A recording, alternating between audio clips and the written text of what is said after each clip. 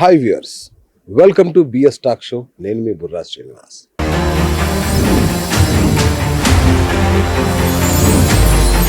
ఇవాళ మరొక అద్భుతమైన ఎపిసోడ్తో మీ ముందుకు వచ్చాను. నిజంగా మీరు చాలా ఇష్టపడతారు. క్వాంటమ్ థెరపీ తెలుసు కదా, దానికి నెక్స్ట్ లెవెల్ ఈరోజు మీ ముందుకు తీసుకొచ్చాను. మనందరికీ మన నిత్య జీవితంలో ఎక్స్పీరియన్స్ అయ్యే కొన్ని విషయాలు చెప్తాను.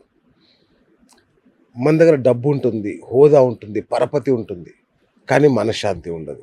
అర్థం కాదు, అరే అన్నీ ఉన్నా కూడా ఏంటి నాకు ఈ దుస్థితి అని ఒక దాంట్లో ఉంటాం. ఇక మనం అత్యంత గాఢంగా ప్రేమించే వాళ్ళే మనకు బద్ధ శత్రువులా తయారవుతారు. దానికి కారణం అర్థం కాదు. మనం వాళ్ళ కోసం ఎన్నో చేస్తాం, కానీ వాళ్ళే మనకు శత్రువులుగా మారుతారు.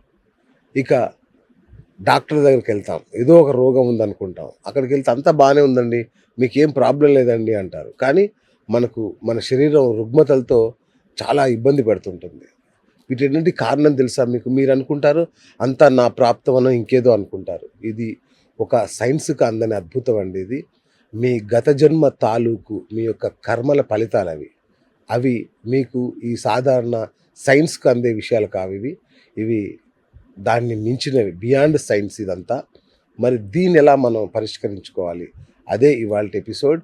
మన యొక్క సబ్కాన్షియస్ మైండ్లో, అంటే మన యొక్క అంతర్గతంగా దాగి ఉన్న ఆ గత జన్మ తాలూకు రహస్యాల్ని తట్టి లేపడమే ఇవాళ మన ఎపిసోడ్. దీంట్లో ఆల్ ఇండియాలోనే ఒకే ఒక్క వ్యక్తి ఉన్నాడు. ఎక్కువ మాట్లాడితే మన దేశంలో ముగ్గురులో ఒకడు, మన సౌత్ ఇండియాకి అయితే ఒకడే. ఆయనే రవికాంత్ గారు. స్పిరిచువల్ కాన్షియస్నెస్ అకాడమీని స్థాపించి కొన్ని వేల మందికి వారి యొక్క గత జన్మల్ని గుర్తు తీసుకొస్తూ, ఈ జన్మలో వాడి కర్మలు ఎందుకు అనుభవిస్తున్నారో దాని మూలాల్ని కనుగొని ఆ రూట్ కాజ్కి ఈయన పరిష్కారం చూపిస్తున్నారు. పరిహారాలతో వాటిని పరిష్కరిస్తున్నారు. అద్భుతం. అసలు ఇన్నాళ్ళు ఎక్కడున్నారు ఈయన అనిపించేలాంటి ఒక అద్భుతమైన వ్యక్తి ఇవాళ మన స్టూడియోలో ఉన్నారు. రవికాంత్ గారు, నమస్కారం. గురుభ్యం నమః. ఎలా ఉన్నారు సార్? ఎక్సలెంట్గా ఉన్నాను సార్. ఎలా ఉన్నారు? గ్రేట్. సో నిజంగా మీకోసం ఎదురు చూస్తున్నాం మేము. ఎందుకంటే నిజంగా చాలామంది ఏమనుకుంటారు, మన ప్రారంధం మన కర్మ ఇంతేనేమో అనుకుంటాం. నేనే ఎన్నోసార్లు ఎక్స్పీరియన్స్ చేసి హాస్పిటల్కి వెళ్తాను, మనకి ఏదో ప్రాబ్లం ఉందేమో అనుకొని పోతాం. రిపోర్ట్స్ 10,000 అవుతాయి ఖర్చులు. తీరా చూస్తే అంత బాగానే ఉంది కదండి, ఏమైంది మీకు అంటాడు. మనకు అర్థం కాదు, ఏమోలే అని మళ్ళీ మనం రొటీన్లో పడిపోతాం. అవును. సో ఏంటి సార్ దీనికి రీజన్ ఏంటి? నేను అన్నట్టుగా గత జన్మైనా కారణం? జనరల్గా ఏంటంటే నా దగ్గర కూడా చాలా మంది ఇలాంటి వాళ్ళు వచ్చారండి. వాళ్ళు హాస్పిటల్స్కి వెళ్ళడం, చాలా చాలా డబ్బులు ఖర్చు పెట్టుకోవడం, వాళ్ళకి అందట్లేదు. ఏంటి అని చూస్తే రకరకాల రీజన్స్ ఉంటాయండి. ఓకే, ఒక ఆయన ఇలాగే నాకు కాలు నొప్పి ఉంది, డాక్టర్ దగ్గరికి వెళ్ళారు. ఎన్ని స్కానింగ్లు చేసినా అంతా బాగానే ఉందండి. తర్వాత ఆయనకి ఎప్పుడైతే మేము సెషన్ చేసామో, సెషన్లో చూస్తే ఆయనకు ఒక ప్యారలల్ లైఫ్ ఉందండి. ఓకే, ఆ ప్యారలల్ లైఫ్లో ఒక నక్క అనమాట. ఓకే, ఆ నక్కకి పాపం కాళ్ళకి చాలా తీవ్రమైన దెబ్బ తగిలింది, కాళ్ళు ఇరిగిపోయే పరిస్థితిలో ఉందన్నమాట. అది రికవర్ అయ్యే పరిస్థితి లేదు. ఓకే, సో ఇది రెండు ఒకటే సోల్ కదా, ఒకటే సోల్ కాబట్టి అక్కడ తను భరించలేని పెయిన్లో ఉంది కాబట్టి ఈ సోల్ కొంత తీసుకుంటుంది అనమాట. ఆ రకంగా దీనికి తెలుస్తుంది, కానీ ఫిజికల్గా ఎటువంటి డ్యామేజ్ లేదు. అచ్చా, రెండు ఒకేసారి ఉన్నాయా లైఫ్లో? ప్యారలల్ లైఫ్స్ అండి. ఓకే, ఇలా కూడా జరుగుతుంది. ఇలా కూడా జరుగుతుందండి. అయితే ఇలాంటి ప్యారలల్ లైఫ్ లో ఈ సిచ్యువేషన్ వచ్చినప్పుడు చూసారు ఏం చేద్దాం, దానికి ఎంతవరకు హీల్ చేద్దాం అనేది హీల్ చేశారు. అలాగే ఏదైతే ఆ నక్క లైఫ్ ఉందో అది ఇంకొక 1.5 year లో అది కంప్లీట్ అయిపోతుంది. అంతవరకు మీకు కొంచెం పెయిన్ ఉంటుంది, దీనివల్ల మీకు పెద్ద ఇదేం ఉండదు, దాని తర్వాత క్లియర్ అయిపోతుంది అని చెప్పారు. అతను కూడా కరెక్ట్గా ఒక 1.5 year అయినప్పుడు మొత్తం అది వ్యానిష్ అనమాట. సో అలాంటి రీజన్స్ కూడా ఉంటాయండి. అద్భుతం. ప్రేక్షకులకు ఇంకొక విషయం చెప్పాలి. రవికాంత్ గారు మామూలు వ్యక్తి కాదు, సాఫ్ట్వేర్ ఇంజనీర్ ఆయన. అవన్నీ వదిలేసి ఇది కాదు రియల్ లైఫ్, ఇది కరోనా టైంలో ఆయన బయటకు వచ్చేసి గత 11 ఏళ్ళుగా ఈ అద్భుతమైన యజ్ఞం చేస్తున్నారు ఆయన. ఎందుకంటే సైన్స్ తెలియని వ్యక్తి కాదు, సైన్స్ దాటేసి ఏదో ఉందనే విషయం అర్థమైంది కాబట్టి వీటన్నిటిని వదిలేసి వచ్చారు ఆయన. గ్రేట్ సార్ నిజంగా. సో చాలా చిన్న వయసులో మీకు ఇలా అంటే మీకు కూడా పూర్వజన్మ వాసనలు అవి అనుకోవచ్చా? మేము పూర్వజన్మ వాసనలు అవన్నీ నాకు తెలియదు, కానీ నాకు కూడా కొన్ని పాస్ట్ లైఫ్స్ నేను చూసుకుంటే అందులో కొంత ఋషి అలాంటి లైఫ్స్ ఉన్నాయి. మెయిన్ గా నేను ఇందులోకి రావడం కోసం ఏంటంటే ఇప్పుడు సాఫ్ట్వేర్ జాబ్ లేకపోతే వేరే వేరే ఉంటాయి కదండి, అవన్నీ కూడా ఎవరైనా చేయగలరు. ఓకే, కానీ ఇలాంటి విద్య నాకు వచ్చింది. అసలు నాకే ఎందుకు వచ్చింది ఇంతమంది దీంట్లో? సో వచ్చిందంటే దీంట్లో ఏదో ఖచ్చితంగా ఒక రెస్పాన్సిబిలిటీ ఉంది అని నాకు అర్థమైంది అనమాట. నేను జాబ్ చేస్తూ చాలా సంవత్సరాలు పార్ట్ టైంగా చేశానండి. చేసేటప్పుడు కూడా నాకు కాల్ చేసి ఎవరైనా సరే పలానా ప్రాబ్లం అని చెప్తే వాళ్ళు ప్రాబ్లం మొత్తం ఒక గంట సేపు అయినా అరగంట సేపు అయినా మొత్తం వినేవాడిని అనమాట. వాళ్ళు నా సెషన్కి వస్తారా రారా అనేది సెకండరీ, ఎందుకంటే ఇది నాకు యూనివర్స్ ఇచ్చిన రెస్పాన్సిబిలిటీ. ఓకే, సో ఫస్ట్ దీనికి నేను నా చేతనంత నేను చేయాలి అని వాళ్ళకి నేను అలా హెల్ప్ చేయడం, అలా చేసిన తర్వాత గత 3 సంవత్సరాలుగా నేను ఇంకా ఫుల్ టైమ్గా చేస్తున్నానండి దీన్ని. ఓకే, 3 సంవత్సరాలుగా ఫుల్ టైమ్గా చేస్తున్నాను. Wonderful wonderful. సో మీరు చెప్పిన ఈ స్పిరిచువల్ కాన్షియస్నెస్ అంటే ఏంటి సార్? అంటే నాకు సబ్ కాన్షియస్నెస్ తెలుసు, ఇంకా కాన్షియస్నెస్ తెలుసు, ఈ స్పిరిచువల్ కాన్షియస్నెస్ ఏంటి? మన టెక్నిక్ పేరండి spiritual consciousness activation. Okay okay, ఈ సెషన్లో ఏం జరుగుద్దంటే ఎవరైతే పర్సన్ సెషన్ చేయించుకోవడానికి వస్తారో వాళ్ళకి డీప్ లెవెల్ ఆఫ్ ట్రాన్స్లోనికి తీసుకువెళ్ళి త్రూ గైడెడ్ హిప్నోటిక్ టెక్నిక్స్ ద్వారా తీసుకువెళ్ళి వాళ్ళకి అంటే ఆల్ఫా లెవెల్ స్టేట్ కాదు, మామూలు హిప్నోసిస్లన్నీ ఆల్ఫా లెవెల్ స్టేట్ వరకే వెళ్తాయి. మేము ఇంకా డీప్ లెవెల్ ఆఫ్ స్టేట్కి తీసుకువెళ్ళడం ద్వారా వాళ్ళ పాస్ట్ లైఫ్స్ తర్వాత ఉన్న హయ్యర్ కాన్షియస్ లెవెల్ని కూడా యాక్సెస్ చేయగలుగుతాం.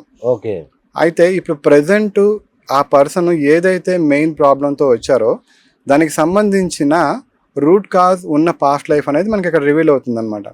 అది రివీల్ అయిన తర్వాత చాలా ఇంపార్టెంట్ పార్ట్ హయ్యర్ కాన్షియస్తో మాట్లాడడం. ఇక్కడ హయ్యర్ కాన్షియస్ యాక్టివేట్ అయిన తర్వాత ఎప్పుడైతే కాన్షియస్ అంటే మీరు సుప్రీం పవర్ అనుకోవచ్చా? సుప్రీం కాన్షియస్ అనుకోవచ్చు, సుప్రీం పవర్ అనుకోవచ్చు అండి. ఓకే, సో ఎప్పుడైతే హయ్యర్ కాన్షియస్ యాక్టివేట్ అవుతుందో అప్పుడు అడగడం జరుగుతుంది అనమాట, ఈ పాస్ట్ లైఫ్ చూపించడానికి రీజన్ ఏంటి? అది చూసిన తర్వాత ఇప్పుడు ఇతను తెలుసుకోవాల్సిన లెసన్ ఏంటి, ఇప్పుడు ఈ ప్రాబ్లం ఏం లెసన్ నేర్పిస్తుంది. ఓకే, సో ఇప్పుడు ఈయన మన సెషన్ వరకు వచ్చారు, ఈయనకి మనం ఎలాగా వీలైనంత తక్కువ టైంలో లేకపోతే వీలైనంత తక్కువ పెయిన్లో ఎలా ప్రాబ్లమ్ని సాల్వ్ చేయగలం అనేది హైయర్ కాన్షియస్ అడుగుతాం. అప్పుడు హైయర్ కాన్షియస్ వాళ్ళ కర్మని అలాగే ఉన్న పరిస్థితుల్ని అన్నిటిని అనలైసిస్ చేసి వాళ్ళకి అది ఇన్స్టెంట్ హీలింగ్ అయిపోతుందా లేకపోతే ఏదైనా పరిహారం చేసుకోవాలా, రెమెడీ చేసుకోవాలా, అవన్నీ వాళ్ళు చెప్తారనమాట. అది చెప్పిన దాన్ని బట్టి ఫాలో అయ్యి దాన్ని సాల్వ్ చేసుకోవాలి. రైట్, మీరు ఈ పాయింట్లోకి రావడానికి అంటే ఈ ఫీల్డ్లోకి రావడానికి టర్నింగ్ పాయింట్ లాంటిది ఏమైనా ఉందా మీ లైఫ్లో? అంటే మంచి లైఫ్ వదిలేసుకొని మంచి పబ్బులు క్లబ్బులు లైఫ్ వదిలేసుకొని ఈ ఆధ్యాత్మికంలోకి రావడానికి? అయితే ముందు నుంచి పబ్బులు క్లబ్బులు అలాంటివి అంటే ఫీల్డ్ అలాంటిది, మీరు అందులో పోయారా లేదా కాదు కానీ ఫీల్డ్ అలాంటిది కదా, అది వదిలేసుకొని ఇటు వచ్చారు కదా. అయితే నేను చాలా గుడ్ ప్రోగ్రామర్ అండి. ఓకే, నేను మధ్యలో ఒక MQL ప్రోగ్రామింగ్ కంపెనీ కూడా ఒకటి స్టార్ట్ చేసి కొంతమంది ఎంప్లాయీస్ కూడా నేను పార్ట్ టైంగా చేయడం జరిగింది. కాకపోతే ఏంటంటే నేను పార్ట్ టైంగా చేసినంతసేపు కొంత నాకున్న టైంలో నేను చేస్తూ వెళ్ళేవాడిని అనమాట. అక్కడికి అది కొంత బ్యాండ్విడ్త్ సరిపోయేది. ఎప్పుడైతే కరోనా స్టార్ట్ అయిందో అది ఒక పెద్ద టర్నింగ్ పాయింట్ అండి. కరోనాలోని నా బ్యాండ్విడ్త్ సరిపోలే, వచ్చిన కాల్స్ చేయాల్సిన సర్వీస్ అంతమందికి ప్రాబ్లమ్స్ ఉన్నాయి. మామూలుగానే హాస్పిటల్స్ ఏమి సరిపోవట్లేదు. ఓకే, సో ఇంకా ఈ ప్రాబ్లమ్స్ ఇవన్నీ ఎవరు బయటకు వచ్చే పరిస్థితి లేదు. అలాంటి దాంట్లో మేము చాలా వీలైనంత ఎక్కువ మందికి హెల్ప్ చేయడం జరిగింది. అలాగే మధ్యలో ఒకసారి ఏమైందంటే నేను ఒక అతనికి క్యాన్సర్ పేషెంట్ వచ్చారు. ఓకే, అంటే ఈ కరోనా కంటే ముందు కొన్ని సంవత్సరాల ముందు అనమాట. క్యాన్సర్ పేషెంట్కి మేము ట్రీట్ చేస్తే ఆయనకి అప్పటికే 4వ స్టేజ్లో ఉంది. డాక్టర్ ఏం చెప్పారంటే, అమ్మ ఇది క్యూర్ అవ్వదు. ఓకే, ఎంత చేసినా సరే ఈయన బాడీకి సఫర్ చేయడం అంతే తప్పితే ఎటువంటి ఉపయోగం లేదు, ఫైనల్ స్టేజ్కి వచ్చేసింది. కాబట్టి మీరు ఇతను ఇంటికి తీసుకెళ్ళిపోయి మహా అయితే 1 మంత్ అండి. సో ఈయన ఏం తింటారో తినిపించేయండి, ఏమైనా పుణ్యక్షేత్రాలు చూడాలనిపిస్తే తిప్పేసేయండి, హ్యాపీగా పంపించేసేయండి, ఈయన ఈ వయసులో ఇది కష్టం అని చెప్పారనమాట. సో అతను మాకు సెషన్కి వస్తే సెషన్లోని ఆయనకి అడగడం జరిగింది, మీరు ఇంకా ఎన్ని సంవత్సరాలు లైఫ్ ఎక్స్టెండ్ చేసుకోవాలనుకుంటున్నారు అంటే ఆయన చెప్పారు, నాకు 10 సంవత్సరాలు వస్తే బాగుంటుందండి అని చెప్పి. హైయర్ కాన్షియస్ వాళ్ళు చేసి ఓకే మేము ఒక 5 years దాకా ట్రై చేస్తుంటే అదే చాలా పెద్దది కదా, మీరు బిలీవ్ చేయాలి, కాకపోతే అది పెద్దది అని చెప్పారు. అయితే ఆయనకి అక్కడికి వేరే ఆల్టర్నేటివ్ లేక వేరే దిక్కు లేక దీన్ని సరే ఏదో చెప్తున్నారు చేస్తున్నారు అని చెప్పి నమ్మారే తప్పితే 100% నమ్మలేదు. అయినా సరే అక్కడ నుంచి 2 years ఆయన లైఫ్ ఎక్స్టెండ్ అయింది చాలా బ్రహ్మాండంగా. ఆయన హైయర్ కాన్షియస్ చెప్పినవన్నీ పాటించారు. ఓకే, దాని తర్వాత ఆయన ఎక్స్పైర్ అయిపోయారు. తర్వాత కొన్ని సంవత్సరాలకి వేరే ఒక పర్సన్ కోసం మేము సెషన్ చేస్తుంటే ఆ సెషన్లో ఎవరో మాట్లాడుతున్నారనమాట. రవికాంత్ గారు బాగున్నారా అండి, నన్ను గుర్తుపట్టారా అంటున్నారు. ఎవరండి ఏంటంటే పలానా టైంలో మీరు నాకు సెషన్ చేశారు, పలానా పర్సన్ని అని చెప్పారనమాట. అసలు ఎందుకు వచ్చారు ఏంటి, అది ఎప్పుడో అయిపోయింది కదా. సరేనండి ఏంటి, నేను అనుమానంగా అడుగుతున్నాను అనమాట. ఆయన ఏం చెప్పారంటే, సార్ మీరు నేను భూమి మీద ఉండేటప్పుడు మీరు చెప్తే దీని వాల్యూ నాకు తెలియలేదు. ఓకే, నేను ఇప్పుడు వేరే డైమెన్షన్లో ఉన్నాను. ఇక్కడ నుండి చూస్తే మాకు అర్థమవుతుందండి ఈ సబ్జెక్ట్ వల్ల, ఈ ప్రక్రియ వల్ల ఎంత హెల్ప్ జరగబోతుంది ఈ మానవాళికి. ఇది చాలా ఉందండి, మీకు తెలీదు, ఎందుకంటే మీరు ఇంకా భూమి మీద ఉన్నారు. నాకు తెలుసు, నాలాంటి సోల్స్కి తెలుసు దీని పవర్ ఏంటి. మీరు ఒక్క స్టెప్ ముందుకేస్తే ఇక్కడ నుంచి మాలాంటి వాళ్ళు హెల్ప్ చేయడానికి, మీకు 10 స్టెప్స్ ముందుకు తీసుకెళ్ళడానికి మేము రెడీగా ఉన్నాం అని వాళ్ళు చెప్పడం స్టార్ట్ చేశారు. నాకు అసలు ఏం అర్థం అవ్వలేదన్నమాట, ఇదేంటిది ఇలా చెప్తున్నారు అని చెప్పి. సరే నాకైతే నా చేతనైంది, నేను ఏదో చేసుకుంటూ వెళ్తున్నాను కదా అని అనుకుని, కాదు ఇలా కాదు, కొంచెం ఓపెన్గా, కొంచెం గట్టిగా వీళ్ళంత ఎక్కువ మందికి ఈ సబ్జెక్ట్ని అందించాలి. అలాగే వీళ్ళంత ఎక్కువ మంది ఎవరైతే ఇంట్రెస్టెడ్ క్యాండిడేట్స్ ఉంటారో నాలాంటి వాళ్ళని తయారు చేయాలి. నేను ఒక్కడనే సరిపోను కాబట్టి ఈ ప్రపంచం మొత్తానికి అని చెప్పి ట్రైనింగ్స్ ఇవ్వడం, ఇవన్నీ స్టార్ట్ చేసి ఇంకా అలా ముందుకు తీసుకెళ్తున్నాడు. అది మెయిన్ టర్నింగ్ పాయింట్ అనమాట. సూపర్. సో మీరు ఒక మాట వాడారు, higher self and higher soul, higher consciousness అనే మాట వాడారు. నేను దాంతో మాట్లాడి ప్రాబ్లం తెలుసుకుంటా అన్నారు. సో మాకు ఇక్కడే కన్ఫ్యూజన్ వచ్చింది, ఏంటి హయ్యర్ కాన్షియస్నెస్? జనరల్గా ప్రతి ఒక్కరికి మన బాడీలో ఉండే సోలు, ఓకే, యాక్చువల్ సోల్ అయితే పూర్ణాత్మ అంటారు కదండి. పూర్ణాత్మ అంటారు. ఓకే, అంటే మనకి బయట నుంచి కూడా హెల్ప్ చేసే మన ఎనర్జీ, దాన్నే హయ్యర్ సెల్ఫ్ అంటారండి. ఓకే, సో ఈ హయ్యర్ సెల్ఫ్ ప్రతి ఒక్కరికి వాళ్ళ హయ్యర్ సెల్ఫ్ వాళ్ళని గైడ్ చేస్తూ, ఏమైనా ప్రమాదాలు వస్తే వాళ్ళకి ముందు హింట్స్ ఇస్తూ, లేకపోతే కళల్లో ఏమైనా విషయాలని చెప్తూ, ఓకే, గైడ్ చేస్తూ ఉంటారనమాట.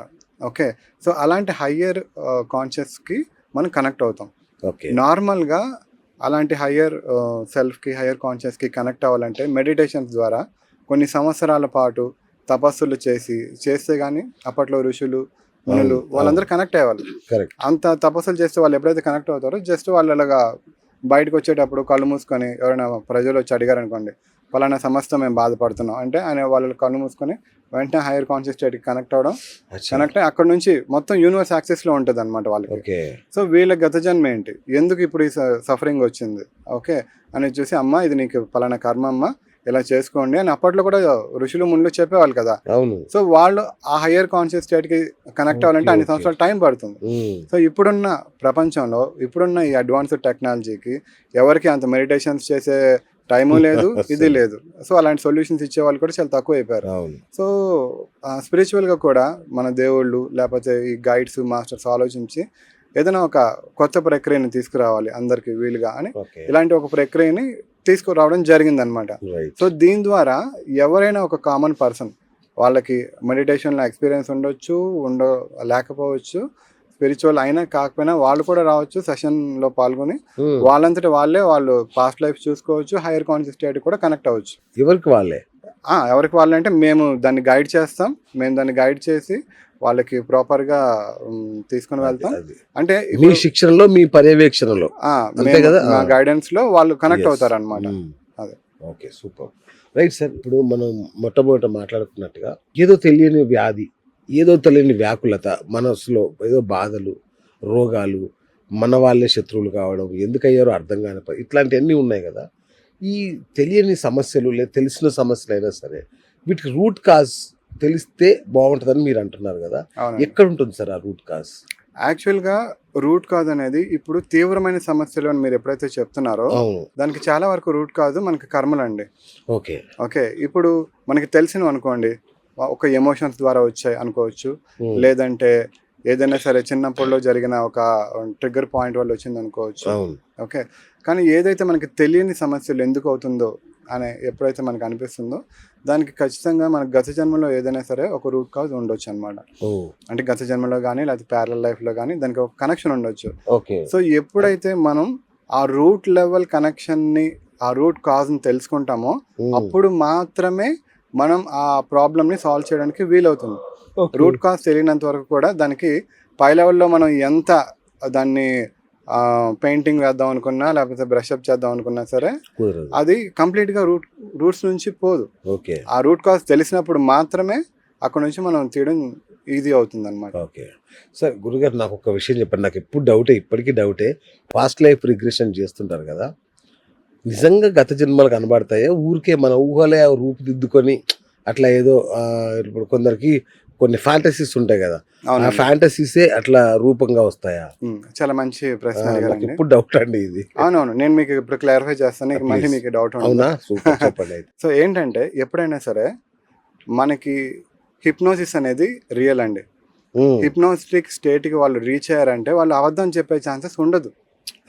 ఓకే, సో మనం ఇక్కడ తీసుకువెళ్ళేది నార్మల్ హిప్నోసిస్ కాదు, చాలా డీప్ లెవెల్ ఆఫ్ హిప్నోటిక్ స్టేట్కి తీసుకువెళ్తాం కాబట్టి వాళ్ళు అబద్ధం చెప్పే ఛాన్సెస్ ఉండవు. అది ఫస్ట్ పాయింట్. సెకండ్ పాయింట్ ఏంటంటే నేను నా ఎక్స్పీరియన్స్లోని చాలా గమనించింది, ఆ పాస్ట్ లైఫ్కి బాగా కనెక్ట్ అయ్యేటప్పుడు వాళ్ళు పాస్ట్ లైఫ్లో ఏదైతే సబ్జెక్ట్ ఉంటుందో ఆ సబ్జెక్ట్ లాంటి స్లాంగ్లో మాట్లాడతారు. ఓకే, వాళ్ళ అక్కడ ఉండే పదాలను వాడతారు. ఆ కాలంలో ఉన్న పదాలు అంటే కొంత చేంజ్ ఉంటుంది ఖచ్చితంగా. ఇప్పుడు నేను మాట్లాడే భాష ఒకటండి, నేను మీకు ఫోన్ లో మాట్లాడినా సరే నేను కనిపించమని నన్ను మీరు గుర్తుపట్టేస్తారు. అలాగా గొంతు మార్చినా గుర్తుపట్టేస్తారు. నేను వాడే పదాలు, ఆ సెంటెన్సెస్ గ్యాప్ తో మీకు గుర్తుపట్టేస్తారు. సో ఎప్పుడైతే పర్సన్ సెషన్ లోకి వెళ్తారో ఖచ్చితంగా ఇది వేరే పర్సన్ అనేది అంత క్లియర్ గా మనకి అనిపిస్తూ ఉంటుంది. అది ఫస్ట్ థింగ్, అంటే మనుషులు దానికి వెళ్తారు. రెండోది, కొన్ని జంతువులు లేకపోతే కొన్ని పక్షులు పాస్ట్ లైఫ్స్ వస్తాయి. ఓకే, లేదంటే ఇప్పుడు ఒక మనిషి, ఇప్పుడు అబ్బాయి అనుకోండి, పాస్ట్ లైఫ్లో అమ్మాయిగా ఉండొచ్చు. ఓకే, లేదంటే కంప్లీట్గా ఒక ఏలియన్ లా ఉండొచ్చు. ఓకే, సో అలా ఎప్పుడు ఎవరికి వాళ్ళు ఫ్యాంటసీస్ ఊహించుకోరు కదా. ఓకే, అక్కడికి వెళ్ళి ఎగ్జాక్ట్గా మనకి పాస్ట్ లైఫ్ జరుగుతున్నప్పుడంతా ఇది దేని గురించి జరుగుతుంది, ఏం చెప్తున్నారు అనేది మనకి కొంత అర్థమైనట్టుగా అనిపించినా సరే హయ్యర్ కాన్షియస్కి మనం కనెక్ట్ చేసి అడిగినప్పుడు క్రిస్టల్ క్లియర్గా ఇది రూట్ కాజ్, దానికి ఇది ప్రాబ్లం ఇప్పుడు రన్ అవుతుంది అనేది చెప్పడం జరుగుతుంది అనమాట. ఓకే, సో అలా నా ఎక్స్పీరియన్స్ ద్వారా ఇవన్నిటిని నేను చూసి ఓకే పాస్ట్ లైఫ్ అనేది రియల్ అనేది నేను అర్థం చేసుకోవడం జరిగిందండి. బాగుంది ఎక్స్ప్లెనేషన్.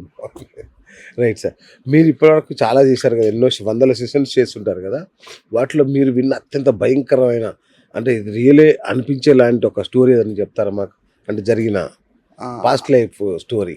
అవునండి, అంటే చాలా ఉన్నాయి, ఇంచుమించుగా చాలా రియల్గానే మనకు అనిపిస్తాయి. మీకు ఒక ఎగ్జాంపుల్ కోసం చెప్తున్నా. అంటే మీరు నేను చెప్పేటప్పుడు మీరు ఆ కనెక్షన్ ఎలా ఉంటుందో మీరు ఆలోచించండి, మీకు అర్థమవుతుంది. మేము సెషన్ ఇలా స్టార్ట్ చేసామండి. స్టార్ట్ చేసిన మొట్టమొదటి సీన్లోనే ఒక అమ్మాయికి చేస్తాం సెషన్. ఆ పాస్ట్ లైఫ్లో అతను ముసలాయన చనిపోయే స్టేజ్లో ఉన్నాడు, బెడ్ మీద పడుకుని ఉన్నాడు. గత జన్మలో బెడ్ మీద పడుకుని ఉన్నాడు.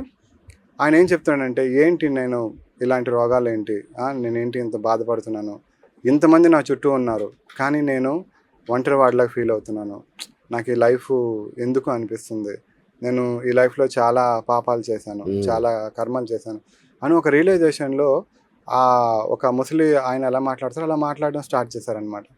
సరే, ఆయన ఏం చేశారో చూద్దామని అక్కడ నుంచి వేరే సీన్కి తీసుకెళ్ళడం జరిగింది.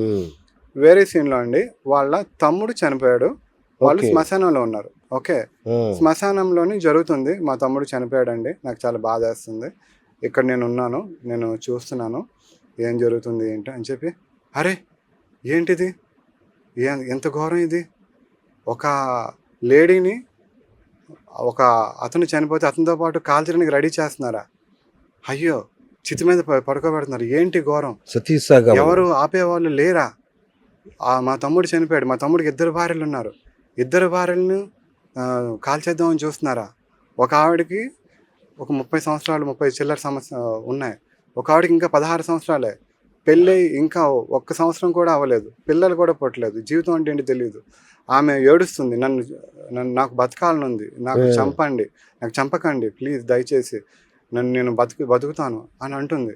అక్కడ దగ్గర 200 మంది మనుషులు ఉన్నారు, ఎవరు నోరు మెదపట్లేదు, ఏం జరుగుతుంది, దీన్ని ఎవరు ఆపేవాళ్ళు లేరా, లైవ్లో చూసినట్టు చెప్తున్నారు, ఫీల్ అవుతున్నారు, ఆయన బాధపడుతున్నారు అని చెప్తూ ఆయన ఏంటంటే, అవునా ఇప్పుడు ఏం జరుగుతుందంటే మన చేతిలో ఏం లేదండి, జరగాల్సిన ఘోరం అంతా జరిగిపోయింది, ఇది నా జీవితంలో ఇలాంటివి దగ్గర ఒక 50 సంఘటనలు చూశాను.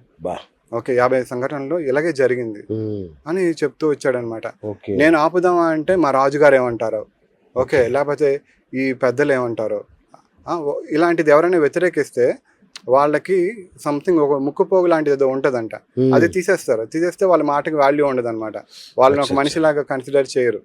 ఓకే, అలాంటి ఒక ఒక దారుణమైన సంఘటనలో ఉన్నారు. సో అది జరుగుతుందండి. ఆయన తన బాధంతా చెప్తున్నారు. చెప్తూ ఆయనకంట ఆయన ఒక డెసిషన్ తీసుకొని, నేను నా నా పిల్లలకి, నా కోడళ్ళకి నేను ఎలా చేయకూడదు అంటే, ఎంతమంది కోడలు అంటే నాకు 48 మంది కోడళ్ళు అని చెప్తున్నారు. 48 మంది కోడళ్ళు ఉన్నారంట. అంటే అంతమంది కొడుకులు ఎంత పెద్ద కుటుంబం చూడండి ఆ రోజుల్లో.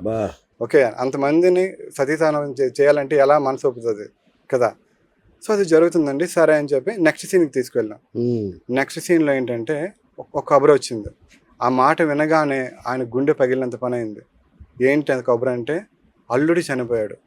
అయ్యో మా అల్లుడు చనిపోయాడా అని అక్కడి నుంచి లేచి ఏమి పట్టుకుంటున్నారు, ఏం పట్టుకోవట్లేదు అని, ఎలా వెళ్తున్నారు తెలియక పరిగెట్టడం మొదలు పెట్టారండి ఈ ఊరు నుంచి ఆ ఊరికి.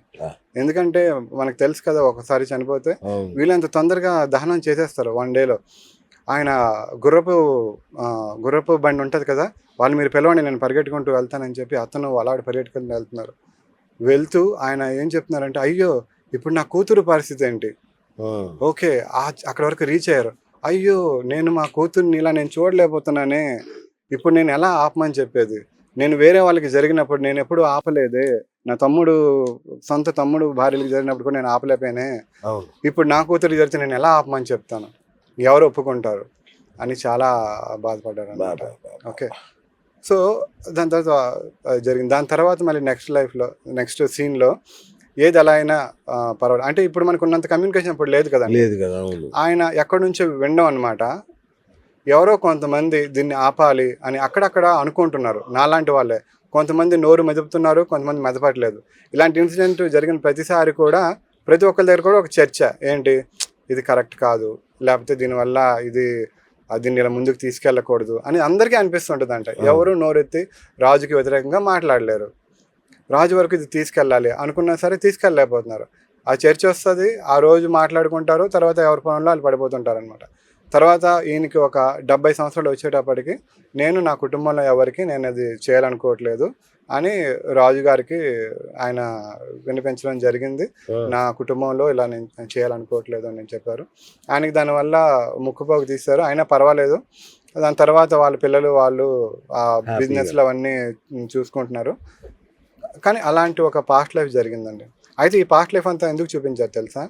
ఎవరైతే మెయిన్ పర్సన్ వచ్చారో ఆ పర్సన్కి వాళ్ళ ఫ్యామిలీలో రిలేషన్షిప్ ఇష్యూస్ అండి. ఓకే, వాళ్ళ సొంత కొడుకు ఉన్నారు, ఎవరైతే ఉన్నారో ఆ సొంత కొడుకు తండ్రి మాట వినట్లేదు, తండ్రికి ఎదురు చెప్తున్నాడు. ఏ కొడుకు కూడా ఒక తండ్రికి అలాంటి మాటలు అనడం మనం వినమంట, అలాంటి మాటలు మాట్లాడుతున్నారు. ఓకే, జాబ్ చేయమంటే చేయరు, అంత నా ఇష్టం అంటారు. ఎందుకు ఇంత యాంటీగా ఉన్నారు అని చూస్తే, ఇప్పుడు ఎవరైతే పాస్ట్ లైఫ్లో ఆ ముసలాయన ఉన్నారో అతని తమ్ముడు ఈయన కొడుకుగా వచ్చాడనమాట. ఎందుకంటే ఎప్పుడైతే వాళ్ళ తమ్ముడు చనిపోయారో, 2 భార్యల్ని చేశారో, అక్కడ తెలియనివి చాలా ఉంటాయండి. అది ఏంటంటే ఇండైరెక్ట్గా జరిగినవి వాళ్ళ పిల్లలు. ఫస్ట్ ఆవిడ కొంతమంది పిల్లలు ఉన్నారు కదా, ఆ పిల్లల్ని ఎవరు పట్టించుకోలేదు. ఎందుకు పట్టించుకోలేకపోయారు అంటే, వీళ్ళకే బోల్డ్ మంది పిల్లలు, వాళ్ళకి పెళ్ళిళ్ళు చెయ్యాలి, వాళ్ళకి పిల్లలు, వాళ్ళకి కడుపులు, పెద్ద మనిషి ఇవి అంటే ప్రతి సంవత్సరం ఎన్ని జరుగుతుంటాయి చూడండి, 48 మంది కోడళ్ళు అంటే. అలాంటిది తమ్ముడు పిల్లల్ని చూసుకోవాలంటే ఎవరు చూస్తారు?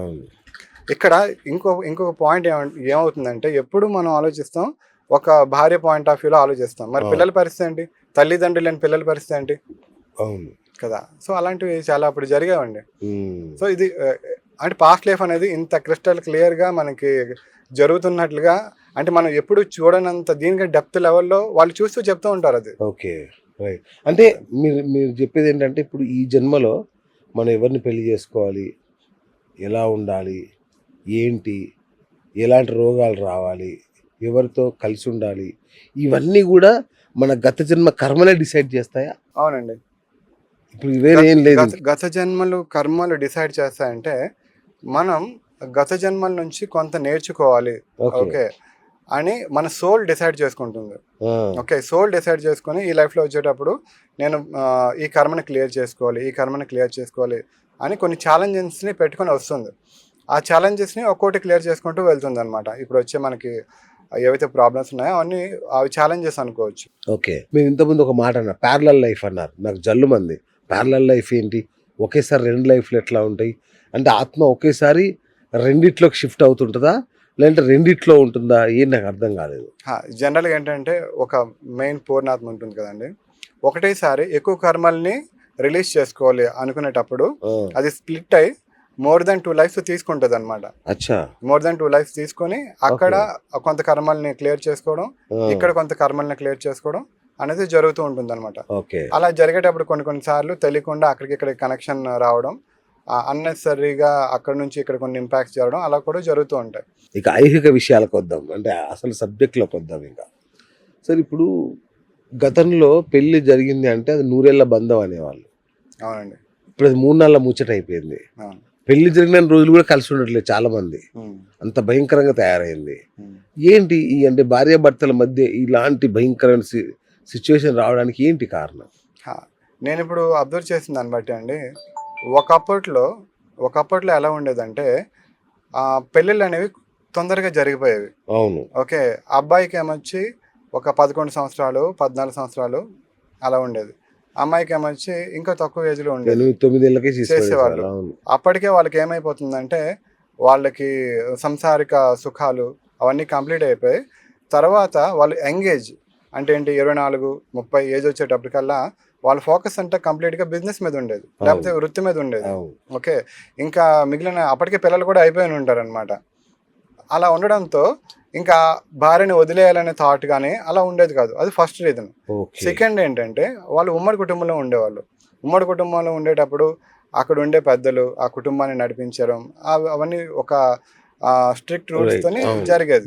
ఓకే, సో ఇప్పుడు ఏంటంటే మనకి టెక్నాలజీ పెరుగుతూ అలాగే ఇంకా అడ్వాన్స్డ్గా అందరూ జాబులు చేస్తున్నారు. వైఫ్ జాబ్ చేస్తుంది, అలాగే హస్బెండ్ జాబ్ చేస్తున్నారు. ఓకే, ఇప్పుడు ఏమవుతుంది, ఈగోలు వచ్చేస్తున్నాయి, వాళ్ళిద్దరి మధ్యలో ఈగోలు వచ్చేస్తున్నాయి. నేను బయటకు వెళ్ళి బతకగలను, చిన్న గొడవ వచ్చింది అనుకోండి, నువ్వెంత అంటే నేనెంత. ఓకే, నేను బయటకు వెళ్తే నా కాళ్ళ మీద నేను బతుకుతాను. అసలు కొందరు అమ్మాయిలకైతే భర్తల కంటే ఎక్కువ శాలరీస్ వస్తున్నాయి. అది ఇంకా దారుణంగా ఉంది పరిస్థితి. అక్కడ దారుణమే లేదండి, ఎవరు ఎక్కడ అబ్బాయి అమ్మాయి నేను కాదు, కానీ ఇప్పుడు సొసైటీలో రియాలిటీ అట్లా ఉంది. అవును. ఇంకొకటి సార్, నేను ఇంకోటి గమనించాను, అంతకుముందు బాయ్ ఫ్రెండ్ గర్ల్ ఫ్రెండ్గా ఉన్నప్పుడు సూపర్గా కలిసి ఉంటారు, నువ్వే నా ప్రాణం ప్రియా నువ్వు లేదు నేను లేనంటారు, ఈ రేంజ్లో కథలు అవి చెప్తారు కహానీలు. పెళ్ళైన మరుక్షణం టామ్ అండ్ జెర్రీలా కొట్టుకు చేస్తారు. దీనికి కారణం ఏంటి సార్? జనరల్గా నా అబ్జర్వేషన్ అండి, నా దగ్గర చాలా మంది వస్తూ ఉంటారు కదా, నేను ఇప్పుడు రిలేషన్స్లో చూసుకుంటే ఫ్రెండ్స్ రిలేషన్ ఎప్పుడు బాగుంటుందండి, పర్ఫెక్ట్గా ఉంటుంది. అది అమ్మాయి అబ్బాయి ఫ్రెండ్ అయినా బాగానే ఉంటుంది. ఓకే, వైఫ్ అండ్ హస్బెండ్కి పెళ్ళి అయిపోయిందంటే మళ్ళీ మారిపోతుంది. ఎందుకంటే ఫ్రెండ్గా ఉండేటప్పుడు ఒకరి మీద ఒకరికి పెద్ద ఎక్స్పెక్టేషన్స్ ఉండవు, కలిసి లైఫ్ని ప్లాన్ చేసుకోవాలి అనే ఇది ఉండదు. ఓకే, సో ఇలాంటి కొన్ని మ్యారేజ్లో ఉన్న ఎక్స్ట్రా, ఓకే మన ఇద్దరం కలిసి ఇప్పుడు ఇల్లు కొనుక్కోవాలి, లేకపోతే మన ఇద్దరం కలిసి కారు కొనుక్కోవాలి, లేకపోతే మన ఇద్దరం హ్యాపీగా ఉండాలి అని ఒక కండిషన్స్ అవి భార్యాభర్తల మధ్యలో ఉంటాయి కదండి. ఫ్రెండ్స్ మధ్యలో ఉండవు, ఫ్రెండ్స్ మధ్యలో కొంచెం ఎక్కువ ఫ్రీడమ్ దీంట్లో ఉంటుంది అనమాట. సో ఎప్పుడైతే ఇలా ఉంటుందో, రెండోది ఎప్పుడైతే ఫ్రెండ్స్ లాగా ఉండేటప్పుడు వాళ్ళు కొంత టైం మాత్రమే వాళ్ళు కలిసి ఉంటారు. ఓకే, ఆ కొంత టైం కూడా ఏంటి, నేను పెళ్లి చేసుకున్నంత వరకు ఈ అమ్మాయితో లేకపోతే ఈ అబ్బాయితో నేను మంచిగా ఉండాలి, మంచిగా లేకపోయినా మంచిగా నటించాలి అంటూ బాగుంటారనమాట. సో పెళ్ళి అయిపోయిన తర్వాత ఓకే పెళ్ళి అయిపోయింది, ఇది నా యాక్చువల్ రియాలిటీ, ఇంక నువ్వు నన్ను ఏం చేయలేవు అని చెప్పి అలా కూడా ఉంటది అనమాట. సో అందుకనే ఇప్పుడు మ్యారేజ్ కాకముందు దీంట్లో కర్మ ఎక్కడ ఇన్వాల్వ్ అవుతుంది? అదే నేను ఏం చెప్తున్నానంటే ఎందుకు లవ్ అనేది స్వీట్ గా ఉంటది, మ్యారేజ్ అనేది ఎందుకు ఘాటుగా ఉంటది అనే దానికోసం నేను చెప్తున్నాను. అంటే దీంట్లోనే కదా, అంటే ఇలా కావడానికి కూడా కర్మలే కారణం అయి ఉంటాయి కదా. మరి ఈ మొత్తం ఎపిసోడ్ లో కర్మ ఎక్కడ ఇన్వాల్వ్ అవుతుంది అని? జనరల్ గా ఏంటంటే వైఫ్ అండ్ హస్బెండ్ మధ్యలో గొడవలు, కొట్టుకోవడాలు, తిట్టుకోవడాలు ఇవన్నీ ఉంటాయండి కదా. అయితే ఇప్పుడు కర్మ ఎలా ఇన్వాల్వ్ అవుతుందంటే, ఫర్ ఎగ్జాంపుల్ ప్రీవియస్ లైఫ్లో వీళ్ళిద్దరూ కూడా ఇప్పుడు హస్బెండ్ వైఫ్ లాగా, వైఫ్ హస్బెండ్ లాగా ఉండుండొచ్చు. Okay okay. అలా ఉండి ఆ లైఫ్లో కొంచెం హస్బెండ్ ఎక్కువ డామినేషన్ చేస్తూ ఉండుండొచ్చు. ఓకే, అలాంటి పరిస్థితుల్లో ఇప్పుడు ఆ 2 సోల్స్ రివర్స్గా వచ్చి నేను ఇప్పుడు ఎక్స్చేంజ్ అయితే ఎలా ఉంటుంది అనే లైఫ్ నేను తెలుసుకోవాలనుకుంటున్నాను అని వచ్చి రివర్స్గా హస్బెండ్ వైఫ్గా, వైఫ్ హస్బెండ్గా వాళ్ళు లైఫ్ తీసుకొని దాన్ని లీడ్ చేస్తూ ఉండొచ్చు అన్నమాట. అంటే వైఫ్ అండ్ హస్బెండ్ మధ్యలో చిన్న చిన్న గొడవలు కామన్, కానీ అది చాలా పెద్దది అయిపోయి లేకపోతే ఆ డైవర్స్ వరకు వెళ్ళడం అంతవరకు అయితే పాస్ట్ లైఫ్లో ఇంకా తీవ్రమైన గొడవలో సంథింగ్ ఏదో ఉన్నాయని దాని మీనింగ్ ఉంటుంది. ఓకే, అలా కొందరు బ్రేకప్ అయి విడిపోతారు, విడాకులు తీసేసుకుంటారు కొందరు. అయినా సరే వాళ్ళని మర్చిపోరు పార్ట్నర్ని. వీడు మర్చిపోరు, వాళ్ళు మర్చిపోరు. లవర్స్ అయితే గడ్డాలు పెంచుకొని తిరుగుతుంటారు, కొందరైతే పెళ్ళిళ్ళు చేసుకోవడం మానేస్తారు. ఇట్లా కనెక్షన్ అంటే ఈ కనెక్షన్ పూర్వజన్మలో వాళ్ళ స్టోరీ అసంపూర్ణంగా మిగిలిపోవడం వలన ఇంకేదైనా రీజన్ ఉందా ఇట్లా? ఉండొచ్చండి. ఇప్పుడు ప్రతి కేసుకి మనం చూడాల్సిన అవసరం ఉంటుంది. ఓకే, ఇప్పుడు మనం జనరలైజ్ చేసి ఇలాంటి కేసులన్నింటికి ఇదే రీజన్ ఉంటుంది అని మనం చెప్పడానికి లేదు. ఓకే, సేమ్ ప్రాబ్లంతో వచ్చిన వాళ్ళకి డిఫరెంట్ రీజన్స్ ఉండుండొచ్చు. ఓకే, ఇప్పుడు ఫర్ ఎగ్జాంపుల్ ఒక కేసులో ఇప్పుడు ఏదైనా సరే డైవర్సులు జరుగుతున్నాయంటే వాళ్ళకి ప్రీవియస్లో ఒక బ్యాడ్ ఒక ఎనిమీస్గా ఉండుండొచ్చు. ఓకే, రాజులు ఇద్దరు ఎనిమీస్గా ఉన్నారనుకోండి, వాళ్ళు ఈ లైఫ్లో వైఫ్ అండ్ హస్బెండ్గా రావచ్చు. ఎందుకంటే ఇప్పుడు రాజ్యాలు లేవు, కొట్టుకోవడాలు లేవు, యుద్ధాలు లేవు, కాబట్టి వైఫ్ అండ్ హస్బెండ్గా వచ్చేసి మళ్ళీ అదే శత్రుత్వం కంటిన్యూ అవుతూ వాళ్ళు డైవర్స్ తీసుకోవచ్చు. ఇలాంటిది ఒక రీజన్ అయితే కనుక మన 4 ఫాదర్స్ కర్మలు కొన్ని ఉంటాయండి.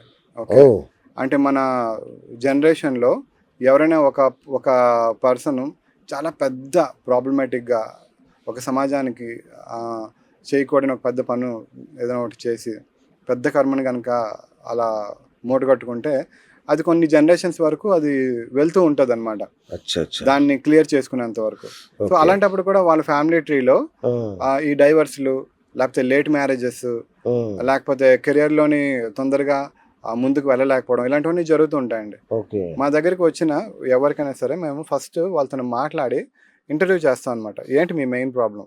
ఓకే, అలా మాట్లాడుతూ మీ ఫ్యామిలీ ట్రీలో ఎవరైనా సరే ఇలాంటి బిగ్ ఛాలెంజెస్ ఉన్నాయా మీ ఫాదర్ ఫ్యామిలీలో కానీ మదర్ ఫ్యామిలీస్లో కానీ అని చెక్ చేస్తాం అనమాట. రేర్గా ఒక 10% పీపుల్లో ఇలాంటివి కనిపిస్తాయి. మా అత్తకి అలా జరిగిందండి, అలాగే మా పిన్నికి అలా జరిగింది, మా అమ్మమ్మకి అలా జరిగింది, మీరు చెప్తుంటే నాకు అర్థమవుతుందండి అని చెప్తూ ఉంటారనమాట. వాళ్ళకి ఈ సెషన్ చేస్తే వీళ్ళ పాస్ట్ లైఫ్స్ రావు, వాళ్ళ ఫ్యామిలీ ట్రీలో అప్పుడు ఏం జరిగిందో ఆ లైఫ్ వస్తుంది అనమాట. రూట్ కాజ్ తెలుసుకోవడం కోసం ఆ లైఫ్ వచ్చి అతను ఏం చేశాడు, అతను ఎంత పెద్ద పాపం చేశాడు అనేది రివీల్ అవుతుంది. ఇప్పుడు దానికి ఏం రెమెడీ చేసుకోవడం అనేది చెప్తారనమాట. రిలేషన్షిప్స్ ఫెయిల్ అవుతుంటాయి కదా చాలా వరకు, కొన్ని చాలా. సో అది పనిష్మెంట్ కాదు, ఒక మంచి జరిగింది అనుకోండి అంటారు మీరు, ఏంటది? అంటే ఇప్పుడు ఇందాక అనుకున్నట్లుగా అన్ఫినిష్డ్ రిలేషన్షిప్స్ ఉంటాయి. ఓకే, ఇందాక ఎనిమీ ఎగ్జాంపులే తీసుకున్నాం. ఇద్దరు ఎనిమీస్ కొట్టుకున్నారు, ఇక్కడ వచ్చి భార్య భర్తలుగా వచ్చారు, విడిపోయారు అనుకోండి. ఓకే, ఇది ఇక్కడికి వచ్చింది, ఇక్కడ నుంచి ఫర్దర్గా మళ్ళీ నెక్స్ట్ లైఫ్లో అది జరగకుండా వెళ్ళాలి అంటే ఈ లైఫ్తో దాన్ని స్టాప్ చేయొచ్చు. స్టాప్ చేయాల్సిన అవసరం కూడా ఉంది, ఎందుకంటే వాళ్ళు అలా ఎన్ని లైఫ్లని అలా కొట్టుకుంటూ దాన్ని క్యారీ ఫార్వర్డ్ చేసుకుంటూ వెళ్తారు కదా. సో అప్పుడు హైయర్ కాన్షియస్ వచ్చినప్పుడు దీన్ని మీ సైడ్ నుంచి మీరు ఎలా బ్రేక్ చేయండి, మీరు ఇలా చేస్తే కనుక మా సైడ్ నుంచి దానికి రూట్స్ వేసి మీరు మళ్ళీ లైఫ్లో ఇద్దరు కలవకుండా వేరే కర్మల్ని క్లియర్ చేసుకోవడం కోసం మేము హెల్ప్ చేస్తాం, ఈ కర్మ ఇక్కడితో ఎండ్ అయిపోతుంది అని చెప్తారనమాట. అలా సూపర్. ఇంకొకటి ఫస్ట్ అడిగాను మిమ్మల్ని, డబ్బు ఉంటుంది, అధికారం ఉంటుంది, హోదా ఉంటుంది, వందలాది మంది మాగదులు, పిలిస్తే పలికేంత దూరంలో మనుషులు, ఇంత ఉన్నా కూడా మనశ్శాంతి ఉండదు, నిద్ర పట్టదు. ఏం రీజన్ అయి ఉంటుంది దీనికి? చాలా మంచి క్వశ్చన్ అడిగారండి. నేను ఒక ఎగ్జాంపుల్తో నేను మీకు చెప్తాను. ఒక ఆవిడ మా దగ్గరికి వేరే రీజన్తో సెషన్ కోసం వచ్చారు. వాళ్ళకి డబ్బు ఉంది, ఆస్తులు ఉన్నాయి, అన్నీ ఉన్నాయి. ఆవిడకి మనశ్శాంతి లేదనమాట. వాళ్ళకి పైకి కనిపించే రీజన్ ఒకటి, కనిపించని రీజన్ వేరే ఉంది. ఓకే. ఓకే. ఆవిడ లైఫ్లో ఏం జరిగిందంటే ఫస్ట్ ఒక మ్యారేజ్ వచ్చింది. వాళ్ళ ఫ్యామిలీ మొత్తం వాళ్ళు దుర్గా అమ్మవారికి ఉపాసన చేస్తారు. వాళ్ళ ఫ్యామిలీలో ఏంటంటే ఇంపార్టెంట్ ఏమైనా జరిగేటప్పుడు దుర్గా అమ్మవారు వాళ్ళ ఫాదర్ ఒంటి మీదకి వచ్చి ఏదైనా ఒక చెప్తూ ఉంటారనమాట, ఇలా చేయండి ఇలా చేయండి. ఇంపార్టెంట్ డెసిషన్ జరిగిన ప్రతిసారి వస్తారు.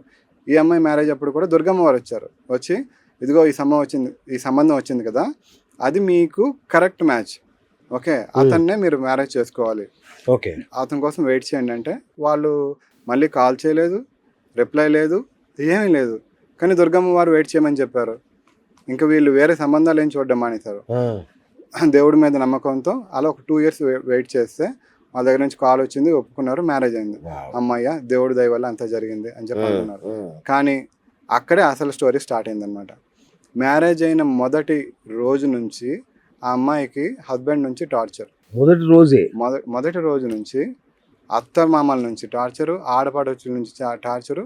ఆవిడ ఎన్నోసార్లు నాకు ఎందుకు ఈ లైఫ్, ఓకే, అసలు మా ఫ్యామిలీ ఎంత మంచిది, ఇంత మంచి ఫ్యామిలీకి నాకెందుకు ఇలా వచ్చింది, మళ్ళీ దుర్గమ్మ వారు రికమెండ్ చేసిన లైఫ్ ఇది అని అప్పటి నుంచి బాధపడుతూనే ఉంది. కాకపోతే ఆవిడకి దుర్గమ్మ వారి తాలూకు బ్లెస్సింగ్స్ ఉన్నాయి కాబట్టి ఆవిడ కొన్ని మెడిటేషన్ పాత్రలోకి వెళ్ళి కొంత మెడిటేషన్స్ చేసుకుంటూ అలా లైఫ్ని లీడ్ చేసుకుంటూ ముందుకు వచ్చిందనమాట. కానీ అలా అలా అలా అది పిల్లలు పుట్టారు, పిల్లలు పెద్దవాళ్ళు అయ్యారు, కానీ అది కంటిన్యూ అవుతూనే ఉంది. ఓకే, ఆవిడ సెషన్లోకి వచ్చారనమాట. సెషన్లోకి వస్తే ఆవిడకి సెషన్ స్టార్ట్ చేయడం జరిగింది. సెషన్లో పాస్ట్ లైఫ్లో ఆవిడ ఫస్ట్ ల్యాండ్ అయ్యారు ఒక చుట్టూ మంచు కొండలు, ఒక గుహ లోపలికి ఆవిడ వెళ్తే ఎదురుగా మహావతార్ బాబాజీ. ఓకే, ఆయన డైరెక్ట్గా ఆవిడ చూశారనమాట. మహావతార్ బాబాజీ చెప్తున్నారు, నువ్వేం బాధపడకమ్మా, నువ్వు అసలు ఎప్పుడో గత జన్మలోనే నా దగ్గరికి వచ్చేయాల్సింది, నీకు గత జన్మలోనే ముక్తి రావాల్సిన అవసరం ఉంది. కానీ ఆ జన్మ లాస్ట్లో వచ్చేటప్పటికి నువ్వు అనుకోకుండా ఒక దేవతా సర్పాన్ని నువ్వు చంపావు. ఆ దేవతా సర్పాన్ని చంపడం వల్ల ఆ కర్మని రిలీజ్ చేసుకోవడానికి నీకు 3 lives పడుతుంది. అప్పుడు నువ్వేం డెసిషన్ తీసుకున్నావు, సరే నేను ఇంకా అన్ని లైఫ్లు నేను వెయిట్ చేయలేను, యాక్చువల్గా ఈ లైఫ్తోనే నేను ముక్తి పొందాలి, మీ దగ్గరికి రావాలి. అయితే మరి ఉన్న ఆప్షన్స్ ఏంటి, నేను ఆ 3 లైఫ్ల కర్మల్ని ఒకే లైఫ్లో అనుభవిస్తాను, ఓకే అని చెప్పి ఈ లైఫ్లో ఆ కర్మలన్నింటినీ అనుభవించడం కోసం ఆవిడ వచ్చి ఇన్ని కష్టాలు పడింది. ఓకే, ఎప్పుడైతే మహావతార్ బాబాజీ దగ్గర నుంచి ఆ మాట తెలుసుకుందో వెంటనే ఆవిడ తన లైఫ్ని చూసే కోణం మొత్తం మారిపోయింది. వాళ్ళ హస్బెండ్ని ఒక దేవుడి వల్లే కదా అంతే కదా నాకు ముక్తి రాబోతుంది, అత్తగారిని చూసి అరే ఈవిడ వల్ల కదా నాకు ముక్తి రాబోతుంది, చాలా థ్యాంక్స్ అనేటట్టుగా ఫీల్ అవుతున్నారు అనమాట. అయితే సెషన్ అయిన తర్వాత కూడా వాళ్ళకి హీలింగ్స్ అవి చేయడం జరిగాయి. ఆల్మోస్ట్ తర్వాత కొద్ది నెలల తర్వాత వాళ్ళ హస్బెండ్ కూడా చేంజ్ అవ్వడం జరిగింది. ఆల్మోస్ట్ ఒక 70% పాజిటివ్గా మారడం జరిగింది. ఎందుకు, ఈవిడ ఫస్ట్ పాజిటివ్గా యాక్సెప్ట్ చేయడం స్టార్ట్ చేసింది, వాళ్ళు తిడుతున్నా నవ్వుతూ మాట్లాడడం స్టార్ట్ చేసింది. ఓకే, అలాగే హైయర్ కాన్షియస్ చేసిన హీలింగ్స్, ఈవిడ ఉన్న పాజిటివిటీ, ఈవిడ తెలుసుకున్న రియలైజేషన్ బట్టి మొత్తం అంతా పాజిటివ్గా మారిందనమాట. సో ఇప్పుడు ఎంత డబ్బున్నా లేకపోతే నాకెందుకు ఇన్ని కష్టాలు వచ్చాయి, నేను ఎంత మంచివాడిని నాకెందుకు ఇన్ని కష్టాలు వచ్చాయంటే ప్రతిదానికి కూడా అలాంటి డీప్ రీజన్స్ ఉంటాయండి. బాబోయ్ భలే చెప్పారు, అసలు అద్భుతం. ఇంకొక కేటగిరీ చెప్తాను సార్. వీళ్ళు కొందరు పట్టుకుంటే ఏది పట్టుకున్న బంగారం అంటారు కదా, వీళ్ళు ఏది పట్టుకున్నా మసి అయిపోతూ ఉంటుంది. ప్రతి దానిలో ఫెయిల్యూర్, లైఫ్ అంతా ఫెయిల్యూర్. ఎన్ని అద్భుతాలు చేసిన యాగాలు చేయి, మీరు ఏమన్నా చేయండి, అతను ఫెయిల్ అవుతూనే ఉంటాడు లైఫ్లో.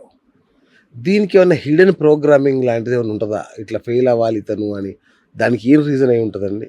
జనరల్గా ఏంటంటే అన్నిసార్లు రిపీటెడ్గా ఫెయిల్ అవుతున్నారు అంటే ఖచ్చితంగా వాళ్ళు తెలుసుకోవాల్సిన లెసన్ ఉంటుందండి. ఓకే, చిన్న ఎగ్జాంపుల్, పిల్లాడు క్లాస్లో ప్రతిసారి 4వ క్లాస్ ఫెయిల్ అవుతున్నాడు, ఏముంటుంది రీజను, వాళ్ళు ఏదో నేర్చుకోవాల్సిందే నేర్చుకోవట్లేదు, క్రిస్టల్ క్లియర్ కదండి. సో ఇన్నిసార్లు వాళ్ళకి ఇన్ని ఫెయిల్యూర్స్ వస్తున్నాయంటే ప్రతి ఫెయిల్యూర్లో ఏదో ఒకటి నేర్చుకోవాల్సింది ఉంటుంటుంది. ఓకే, అది వాళ్ళు కేర్ చేయరనమాట, నేర్చుకోరు. ఓకే, నేర్చుకోకుండా మొండిగా, ఇప్పుడు ఫర్ ఎగ్జాంపుల్ వాళ్ళకి కొంతమందికి లాటరీలో డబ్బులు పెట్టడం అనేది ఒక హ్యాబిట్ ఉంటుంది, అలాంటిది పెట్టకూడదు అని ఒక లెసన్ ఉండాలి. అప్పు చేసి డబ్బులు పెడతారు పోతాయి. అప్పుడు నేర్చుకొని సైలెంట్గా ఉండాలా, కాదు వేరే ఎట్లాగైనా దాంట్లో, వాటిని మళ్ళీ తెప్పియాలి. మళ్ళీ తెప్పించాలని ఏదో ట్రేడింగ్లో ఇంకేదో, పెడతారు. అవును. లేకపోతే ఎవరో ఒకరు మీకు పెట్టిన డబ్బుకి 10 రెట్లు అవుతుందని చెప్తే అందులో పెడతారనమాట. అంటే ఏంటి, ఒక దగ్గర లెసన్ నేర్చుకొని దాన్ని స్టాప్ చేయాల్సింది కాస్త వీళ్ళు ప్రతిసారి రిపీట్ చేయడం వల్ల, ఆ లెసన్ నేర్చుకోకపోవడం వల్ల వాళ్ళు పెట్టిన ప్రతిదీ వాళ్ళకి నెగిటివ్గా కొడుతూనే ఉంటుంది మరి అన్నమాట. సెషన్స్ తో వీళ్ళని సెట్ చేయొచ్చా? వాళ్ళకి సెషన్లో వస్తే రూట్ కాజ్ చెప్తారు, అసలు ఎందుకు జరిగింది, ఇప్పుడు మీరు చేసిన మిస్టేక్ ఏంటి, నెక్స్ట్ ఇలా చేయకుండా ఉండండి, మళ్ళీ గనక మీరు చేస్తే మళ్ళీ మీకు అదే వస్తుంది అని క్రిస్టల్ క్లియర్గా చెప్తారనమాట. ఓకే. వాళ్ళకి అప్పుడు లెసన్ ఏంటని అర్థం అవుద్ది, అప్పటిదాకా తెలియదు అది లెసన్ అని. ఓకే, మీకు అర్థమవుతుంది, ఫస్ట్ సార్ పోయింది మళ్ళీ రికవర్ చేయాలనే మైండ్ సెట్టే కానీ ఇది నాకు లెసన్ అనే విషయం వాళ్ళు తెలియదు అసలు. ఓకే, అదే రీజన్. సార్ ఇప్పుడు మీరు చెప్పేదాన్ని బట్టి ఇది హిప్నాటిజం లాగే ఉంది కదా సార్? హిప్నాటిజమేనా? ఇందులో మేము యూజ్ చేసేది గైడెడ్ హిప్నాటిక్ ప్రాసెస్ అండి. ఓకే, ఎప్పుడైతే మన ఒక పర్సన్ వస్తారో ఆ పర్సన్ని మనం ట్రాన్స్లోనికి ఫస్ట్ తీసుకెళ్లేటప్పుడు ఇది మేము ట్రెడిషనల్ హిప్నోసిస్ మెథడ్ని యూజ్ చేసి మేము వాళ్ళకి డీప్ లెవెల్ ఆఫ్ ట్రాన్స్లోకి తీసుకెళ్తాం. అయితే ఇది మిగిలిన హిప్నోసిస్ కంటే కొంచెం ఇంకా డీప్గా వెళ్ళి, ఎందుకు మనం పాస్ట్ లైఫ్స్కి కనెక్ట్ అవ్వాలి, దాని తర్వాత హయ్యర్ కాన్షియస్కి కనెక్ట్ అవ్వాలి అంటే ఇంకొంచెం చాలా డీప్గా వెళ్ళాల్సిన అవసరం ఉంటుంది కాబట్టి కొంచెం డీప్గా ఉంటుంది అనమాట. మేము యూజ్ చేసేది కూడా హిప్నాటిక్ ప్రాసెస్. Right right. ఇప్పుడు చంద్రముఖి సినిమా గుర్తుంది కదా సార్, చూసాక? అవునండి. సో దాంట్లో ఆ చైల్డ్హుడ్ ట్రామా ఉంటుంది కదా, అదే ఆమె జీవితాన్ని మొత్తాన్ని కంట్రోల్ చేస్తుంటది కదా. అవును, అట్లా భయపడడానికి రీజన్ చిన్నప్పటి అవే కదా. అవును. సో నిజంగానేనా సార్ అట్లా చైల్డ్హుడ్ ట్రామా అనేది లైఫ్ మొత్తాన్ని కంట్రోల్ చేస్తుందా? చేస్తుంటుందండి. ఇప్పుడు ఏదైనా సరే ఒక ఎమోషన్ అనేది మనం దాన్ని ఎక్కువగా తీసేసుకోకూడదు అనమాట, గుండెల్లోకి తీసుకోకూడదు. ఏదైనా జరిగింది అనుకోండి, జరిగింది, దాని నుంచి ఎంతవరకు తెచ్చుకోవాలో అంతవరకే, దాన్నే పట్టుకొని దాని గురించి 24 గంటలు ఆలోచిస్తూ దానికోసమే కొన్ని సంవత్సరాల పాటు ఎప్పుడైతే ఆలోచిస్తామో అది ఖచ్చితంగా ఒక ట్రామా కింద కన్వర్ట్ అయిపోతుంది అండి. అది చూడడానికి చిన్న విషయం లాగా ఉంటుంది కానీ దాన్ని అలా పట్టుకొని ఎక్కువసేపు ఆలోచించి ఆలోచించి ఆలోచించి దాన్ని ఒక పెద్ద ట్రామా కింద కన్వర్ట్ చేసుకుంటారు. అదే, కొందరికి నీళ్ళ భయం ఉంటుంది, కొందరికి పాము భయం ఉంటుంది, కొంచెం హైట్స్ భయాలు, ఇవన్నీ కూడా ఇట్లాంటివే ట్రామాసేనా గత జన్మ అంటే ఇలాంటి ట్రామా ఉంటుంది. అది ఈ లైఫ్ లోనే ఉండొచ్చు, పాస్ట్ లైఫ్ లో ఉండొచ్చు, ఎప్పుడైనా ట్రిగర్ అయి ఉండొచ్చు అనమాట. ఈ లైఫ్ లో ట్రిగర్ అయినా సరే అది ఒక ట్రామా కింద ఉంటుంది. పాస్ట్ లైఫ్ లో కూడా ఇలాంటివి జరిగి ఉండొచ్చు 2-3 సంఘటనలు. దానివల్ల కూడా ఈ లైఫ్ లో ఆ సోల్ కున్న కనెక్షన్ వల్ల వాటిని గుర్తు చేసుకుని మళ్ళీ అది కంటిన్యూస్ గా అవుతూ ఉంటుంది అనమాట. సూపర్. రైట్ సార్, మన రూట్ కాజ్ అనుకున్నాం కదా, రూట్ కాజ్ తెలిస్తే దేనైనా ఈజీగా పరిష్కరించవచ్చు అనేది మీరు చెప్తున్నారు. ఈ ఎక్కడ ఉంటుంది రూట్ కాజ్ అనేది, ఎట్లా కనిపెడతారు మీరు? ఈ మేము చేసే ప్రాసెస్లో ఫస్ట్ స్టెప్ అండి, వాళ్ళతో మాట్లాడతాం. మాట్లాడి వాళ్ళ దగ్గర ఏంటి మెయిన్ ప్రాబ్లం ఉంది, వాళ్ళకి తెలిసిన సర్ఫేస్ లెవెల్ ప్రాబ్లమేనా, లేకపోతే ఇంకా వాళ్ళకి తెలియని డీప్గా ఏదైనా ఉందా, ఇందాక మీరు చెప్పినట్లుగా చిన్నతనంలో ఏమైనా జరిగిందా, ఓకే అని చెప్పి వాళ్ళ లైఫ్ మొత్తాన్ని మేము అడిగి వాళ్ళ లైఫ్ గురించి, అలాగే వాళ్ళ బ్రదర్స్ సిస్టర్స్ మదర్స్ పేరెంట్స్తో ఉన్న రిలేషన్షిప్స్ గురించి, అలాగే వాళ్ళ ఫ్యామిలీ ట్రీలో వాళ్ళు హ్యాపీగా ఉన్నారా, సాడ్గా ఉన్నారా, ఎలాంటి టైప్ ఆఫ్ ఫ్యామిలీ వాళ్ళది, అలాంటివన్నీ కూడా అడగడం జరుగుతుంది అనమాట. ఎందుకంటే ఇన్ఫర్మేషన్ అంతా తెలుసుకుంటే మన హైయర్ కాన్షియస్ స్టేట్కి రీచ్ అయ్యేటప్పుడు ఈజీగా ఉంటుంది. మళ్ళీ హైయర్ కాన్షియస్ స్టేట్లో మళ్ళీ ఇదంతా స్కాన్ చేసి అక్కడ మనకి ఉన్న సెషన్ టైం వచ్చి ఒక హైయర్ కాన్షియస్ కనెక్ట్ అయితే ఒక 1 hour మంత్ హైయర్ కాన్షియస్ ఎక్కడ తెలుసుకుంటారు? సబ్ కాన్షియస్ మైండ్ లోనే ఎక్కడ తెలుసుకుంటారు? అదే చెప్తానండి. సో ముందు ఇంటర్వ్యూ టైంలో మనం మాట్లాడతాం. మాట్లాడి ఎప్పుడైతే మనం వాళ్ళకి త్రూ గైడెడ్ హిప్నోటిక్ దీని ద్వారా మనం పంపిస్తామో అప్పుడు వాళ్ళు sub conscious and higher conscious state వాటిని రీచ్ అవుతారనమాట. మనకి పేషెంట్ రీచ్ అవుతాడు, అతను వాళ్ళే రీచ్ అవుతారు. Okay, right. ఓకే, సో అతను వాళ్ళ సబ్ కాన్షియస్ మెమరీలో ఉన్న ఆ పాస్ట్ లైఫ్స్ అన్నిటిని యాక్సెస్ చేస్తారనమాట. ఓకే, యాక్సెస్ చేసి అందులోంచి మనకి ఎంతైతే ఇన్ఫర్మేషన్ వస్తుందో మనకు కావాల్సినంత ఇన్ఫర్మేషన్ మనం తీసుకుంటాం.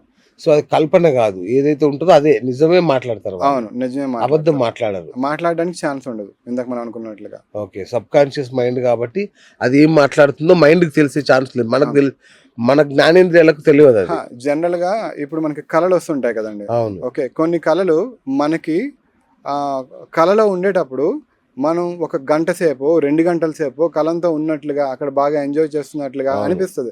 అబ్బాయి ఎంత బ్రహ్మాండమైన కళ వచ్చింది, బాగా వచ్చింది, సూపర్గా వచ్చింది అని లెగిసిన వెంటనే అనుకుంటాం. కానీ అక్కడికి 1 గంట అయిపోయిన తర్వాత మీరు ఆలోచిస్తే మీకు 1 minute స్టోరీ కంటే ఎక్కువ గుర్తుండదు. అవును. ఎంత ఆలోచించినా మీకు గుర్తుండదు కరెక్ట్ కదా. అవును. సో అలాగా అంటే మనకి కొన్ని కళ్ళు గుర్తుంటాయి, కొన్ని కళ్ళు గుర్తుండవు కదండి. అలాగే వీళ్ళు ట్రాన్స్లో ఉండేటప్పుడు వాళ్ళకి మొత్తం గుర్తుండొచ్చు, మొత్తం గుర్తుండకపోవచ్చు, ఏదైనా జరగవచ్చు. సో వాళ్ళకి గుర్తున్నా గుర్తు లేకపోయినా, అంటే కాన్షియస్గా ఉన్నా లేకపోయినా ఏదైతే రావాలో అదే ఇన్ఫర్మేషన్ మనకు వస్తుంది అనమాట. Okay okay okay. ఇప్పుడు ఈ మధ్య కాలంలో భయంకరమైన వ్యాధులు వస్తున్నాయి, క్యాన్సర్లు ఇట్లాంటివన్నీ వస్తున్నాయి కదా సార్. వీటికి కూడా మన మైండే కారణమా, ఇంకేదైనా వేరే రీజన్స్ ఉంటాయా? జనరల్గా మనకి ఒకటి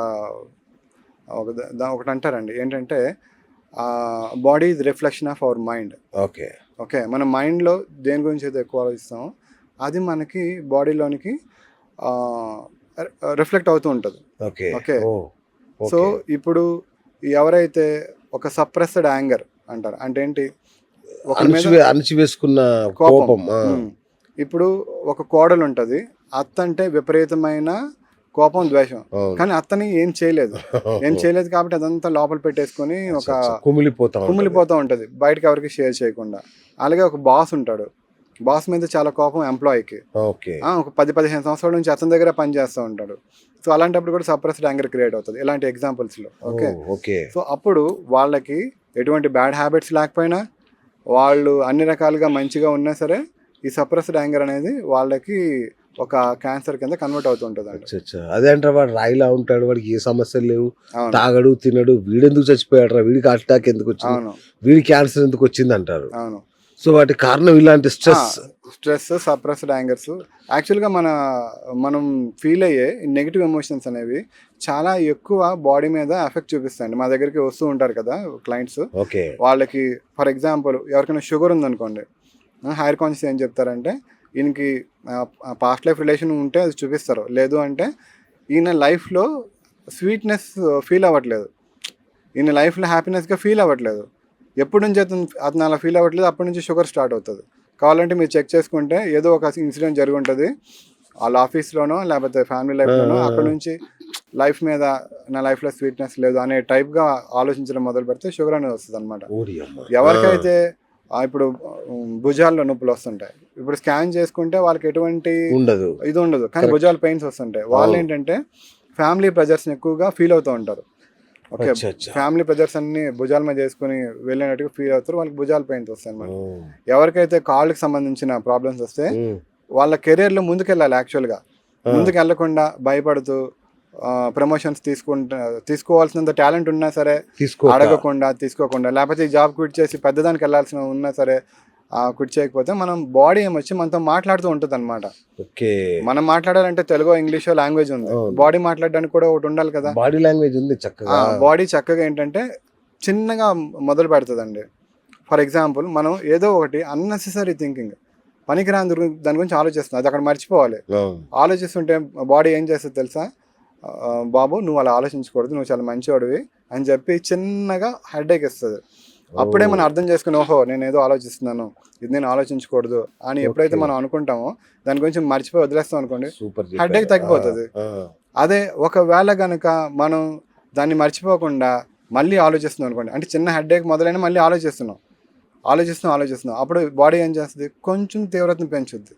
ఎందుకు పెంచుద్దో తెలుసా అండి, మన ఇంట్లో ఒక చిన్నపిల్లడు ఉన్నాడు, బాబు ఇది చేయకమ్మా అని ముందు మంచిగా చెప్తాం, మళ్ళీ అదే చేస్తున్నాడు అనుకో, మనం ఏం చేస్తాం, కొంచెం గట్టిగా చెప్తాం, ఇంకా చేస్తుంటే రెండు పీకుతాం, దెబ్బలు పడతాయి, ఏదో ఒకటి అవుతుంది కదా.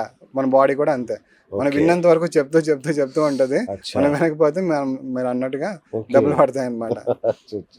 సో ఎప్పుడైతే వాళ్ళు చక్కగా ఎక్కువ హెడేక్ వచ్చిన తర్వాత ఎప్పుడైతే వాళ్ళు పడుకుంటారో, రెస్ట్ తీసుకుంటారో, టాబ్లెట్ వేసుకోకపోయినా హెడేక్ తగ్గిపోద్ది.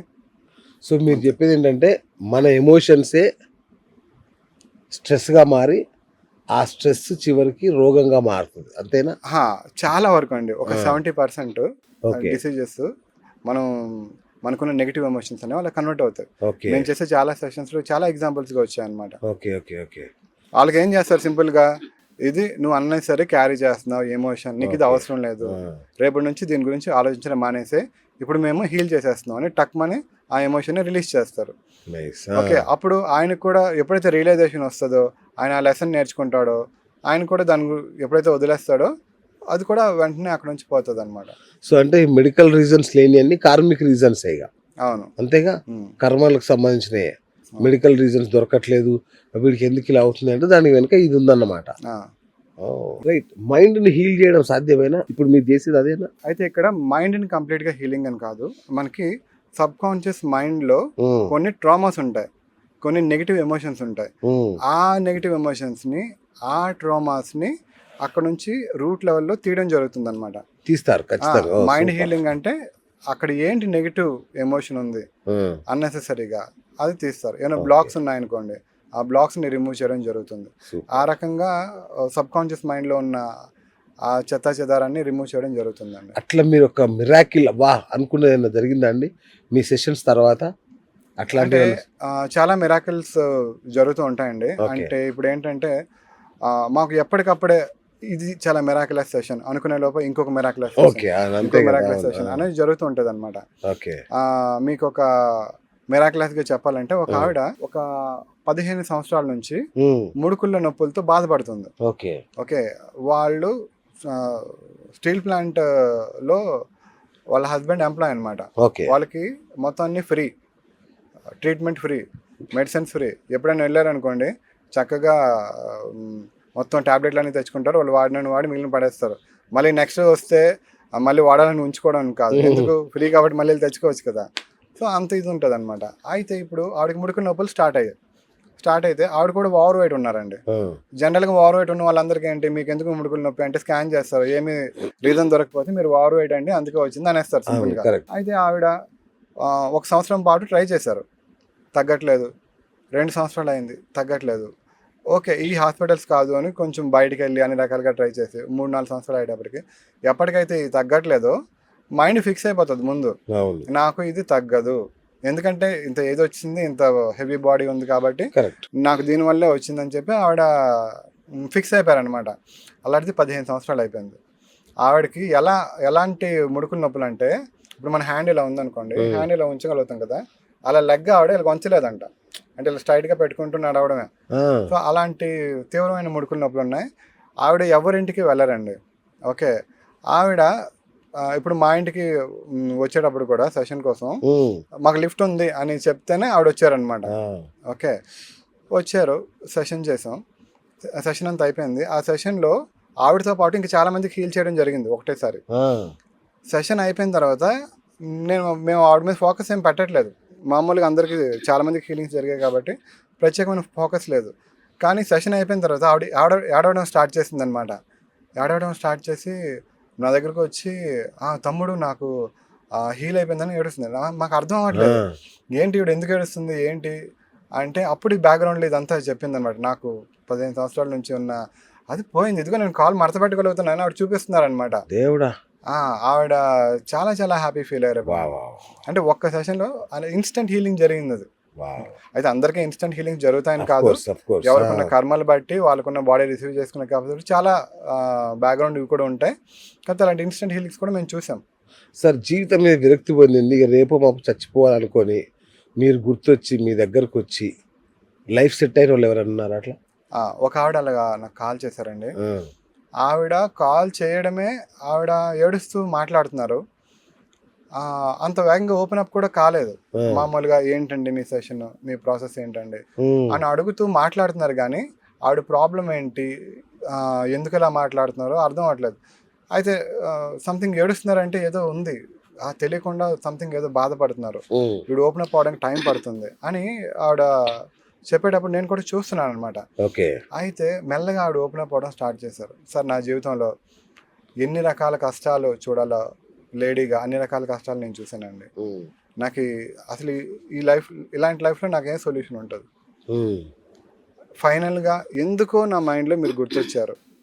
ఓకే, మీకు నేను కాల్ చేశాను అంటే, ఆవిడకి మళ్ళీ మోటివేట్ చేసి నార్మల్ స్టేజ్కి తీసుకురావడానికి దగ్గర నాకు ఒక గంటన్నర మాట్లాడడానికి అయిందనమాట. సో అలా మాట్లాడి మోటివేట్ చేసి, లేదండి సొల్యూషన్ ఉంటుంది అంటే, ఆవిడకి అప్పటికీ అర్థం అవ్వట్లే ఏంటి సొల్యూషన్ ఉంటుంది ఏంటి అంటే, మీరు వెయిట్ చేయండి, అన్నిటికీ ఎండింగ్ అనేది సొల్యూషన్ కాదు, ఒకవేళ ఎండింగ్ చేసుకుంటే మళ్ళీ అది నెక్స్ట్ లైఫ్లో క్యారీ ఫార్వర్డ్ అయ్యి మళ్ళీ ఇదంతా అనుభవించాల్సిన అవసరం కూడా వస్తుంది.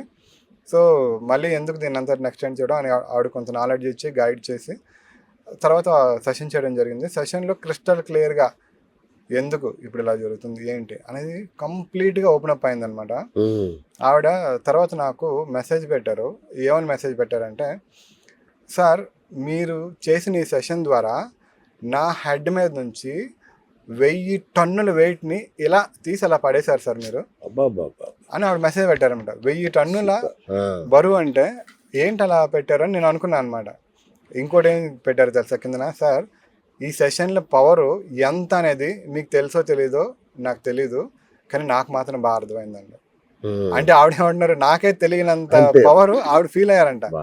అది ఆవిడ పర్సనల్ ఎక్స్పీరియన్స్. చివరి స్టేజ్ వరకు వెళ్ళి ఓకే మళ్ళీ లైఫ్ బ్యాక్ టర్న్ అయ్యి కంప్లీట్గా టర్న్ అయ్యి మళ్ళీ చక్కగా లైఫ్ని లీడ్ చేసుకుంటూ వెళ్తున్నారంటే నిజంగా మీరు చెప్తుంటే నాకు నమ్మాలో తెలియలేదు. అంటే ఇన్ని అద్భుతాలు కదా నిజమేనా అనే ఒక ఫీలింగ్ నిజంగా వండర్ఫుల్. మీరు ఎప్పుడైనా డిస్టర్బ్ అయ్యారా ఇట్లాంటి స్టోరీస్ విని, మధ్యలో సెషన్ మధ్యలో భయపడడం కానీ వీళ్ళ కథలు విని ఎమోషనల్ గా ఫీల్ అవ్వడం కానీ ఎప్పుడైనా జరిగిందా? జనరల్ గా ఏంటంటే నన్ను చూసిన వాళ్ళు, నాతో మాట్లాడే వాళ్ళు చాలా మంది ఏమంటారంటే నేను అన్నింటికీ అంటే ఎమోషనల్ గా నేను అటాచ్ అవ్వనండి. అవును, మీ ఫేస్ చూస్తే అర్థమవుతాయి కదా. అంటే ఇప్పుడు ఇంటర్వ్యూలో మాట్లాడుతున్నాను కాబట్టి మరి కొంచెం ఓపెన్ అప్ అయి మాట్లాడుతున్నాను. సో ఏంటంటే అంత హ్యాపీనెస్ కి ఎక్కువ నేను ఫీల్ అవ్వను. అలాగే ఏదైనా ఒక సాడ్ అంటే సెషన్స్ లో కాదు, రియల్ లైఫ్ లో కూడా నేను అలాగే ఉంటాను అనమాట. మా ఇంట్లో వాళ్ళందరూ కూడా నన్ను కొంచెం ఒక సెపరేట్ కేటగిరీ పర్సన్ లాగా దేనికి రియాక్ట్ అవ్వరు అని చెప్పి నన్ను అంటూ ఉంటారు. ఓకే, అంత అంటే రిజర్వ్డ్ అని కాదు, వాళ్ళని ఏదో జరిగింది అంటే దానికి ఇమీడియట్ గా బాధపడిపోవడం కాదు. ఓకే జరిగింది, దీనికి సొల్యూషన్ ఏంటి, లేకపోతే నెక్స్ట్ ఏం చేయాలి, అలాంటి థింకింగ్ లో నేను వెళ్ళిపోతాను తప్పితే సంథింగ్ ఏదో ఒక ఇంట్లో ఒక కాస్ట్లీ ఐటమ్ పాడైంది అనుకోండి, ఓకే పాడైపోయిందా సరే ఓకే ఇప్పుడు నెక్స్ట్ దాన్ని ఎలా రిపేర్ చేసుకోవాలి అంతే, అంత మైండ్ సెట్. కానీ పాడైపోయింది బాబు అనుకొని బాధపడ్డాలు అలాంటివి ఉండవు అనమాట. మొన్న ఇలాంటిది ఒకటి చెప్తాను సార్, నేను ఒక లేడీ ఇంటర్వ్యూ చేశాను, ఆమెను అడిగా అనమాట ఈ కర్మల గురించి మాట్లాడుతూ. ఆమె మామూలు సాధారణ డివోటీ ఆమె. నేను అడిగా, అమ్మ మీ భర్త వేరే ఆమెతో వెళ్ళిపోతున్నాడు, ఏం చేస్తావు ఇప్పుడు, నువ్వు నేర్చుకున్నావు ఇదంతా ఏం చేస్తావు అని అడిగా. మామూలు లేడీస్ ఏం చేస్తారో మీకు తెలుసు, మొత్తం ఇల్లు బీకి పందిరేసి విధ్వంసం సృష్టిస్తారు. ఆమె ఒకటే అంది నాతో, సార్ బహుశా గత జన్మలో నేను ఆయన భర్తనై ఉంటాను, అతను వదిలేసిపోయి ఉంటాను లేదా హింసించి ఉంటాను. సో ఇప్పుడు దానికి ఆయన కర్మ, నా కర్మని ఇలా చేస్తుంది, నా కర్మ ఇది, కాబట్టి దీన్ని ఎట్లా చేయాలని ఆలోచిస్తాను తప్ప అంతకు మించి ఓకే ఇది కర్మ విమోచన జరుగుతుందా నాకు, ఇది ఎంత దూరం వెళ్తాను ఆలోచిస్తాను తప్ప ఆయన మీద కోపం ద్వేషం నాకు ఏముండదండి, ఇదంతా కర్మ సంబంధమైన అనేసరికి నేను ఆశ్చర్యపోయాను సార్. అంటే ఒక సాధారణ మహిళలో కూడా ఇట్లాంటి అవేర్నెస్, ఈ కర్మ సిద్ధాంతం ఒక గొప్పతనం, నాకు మిరాక్యులస్ నిజంగా. ఇప్పుడు చాలా అవేర్నెస్ వచ్చిందండి. ఆ కరోనా ముందు వరకు నేను ఎప్పుడైతే 2014-15లో ఇది నేర్చుకున్నానో దీని గురించి నేను బయట చెప్తే ఇలా హయ్యర్ కాన్షియస్ కనెక్ట్ అవుతాను, ఇలా హీలింగ్స్ అవుతాయి అని చెప్తే అర్థం చేసుకునే కెపాసిటీ అప్పట్లో ఉండేది కాదు. ఓకే, మాకు బాగా తెలిసిన ఫ్రెండ్కి ఇలా సబ్ కాన్షియస్ హైయర్ కాన్షియస్తో మాట్లాడతాం అంటే ఆయన వాళ్ళ ఫ్రెండ్స్కి చెప్పేటప్పుడు, రవికాంత్ అనే మా ఫ్రెండ్ ఆయన ఉన్నారు, ఆయన ఆత్మలతో మాట్లాడుతుంటారు అని చెప్పారు అన్నాడు.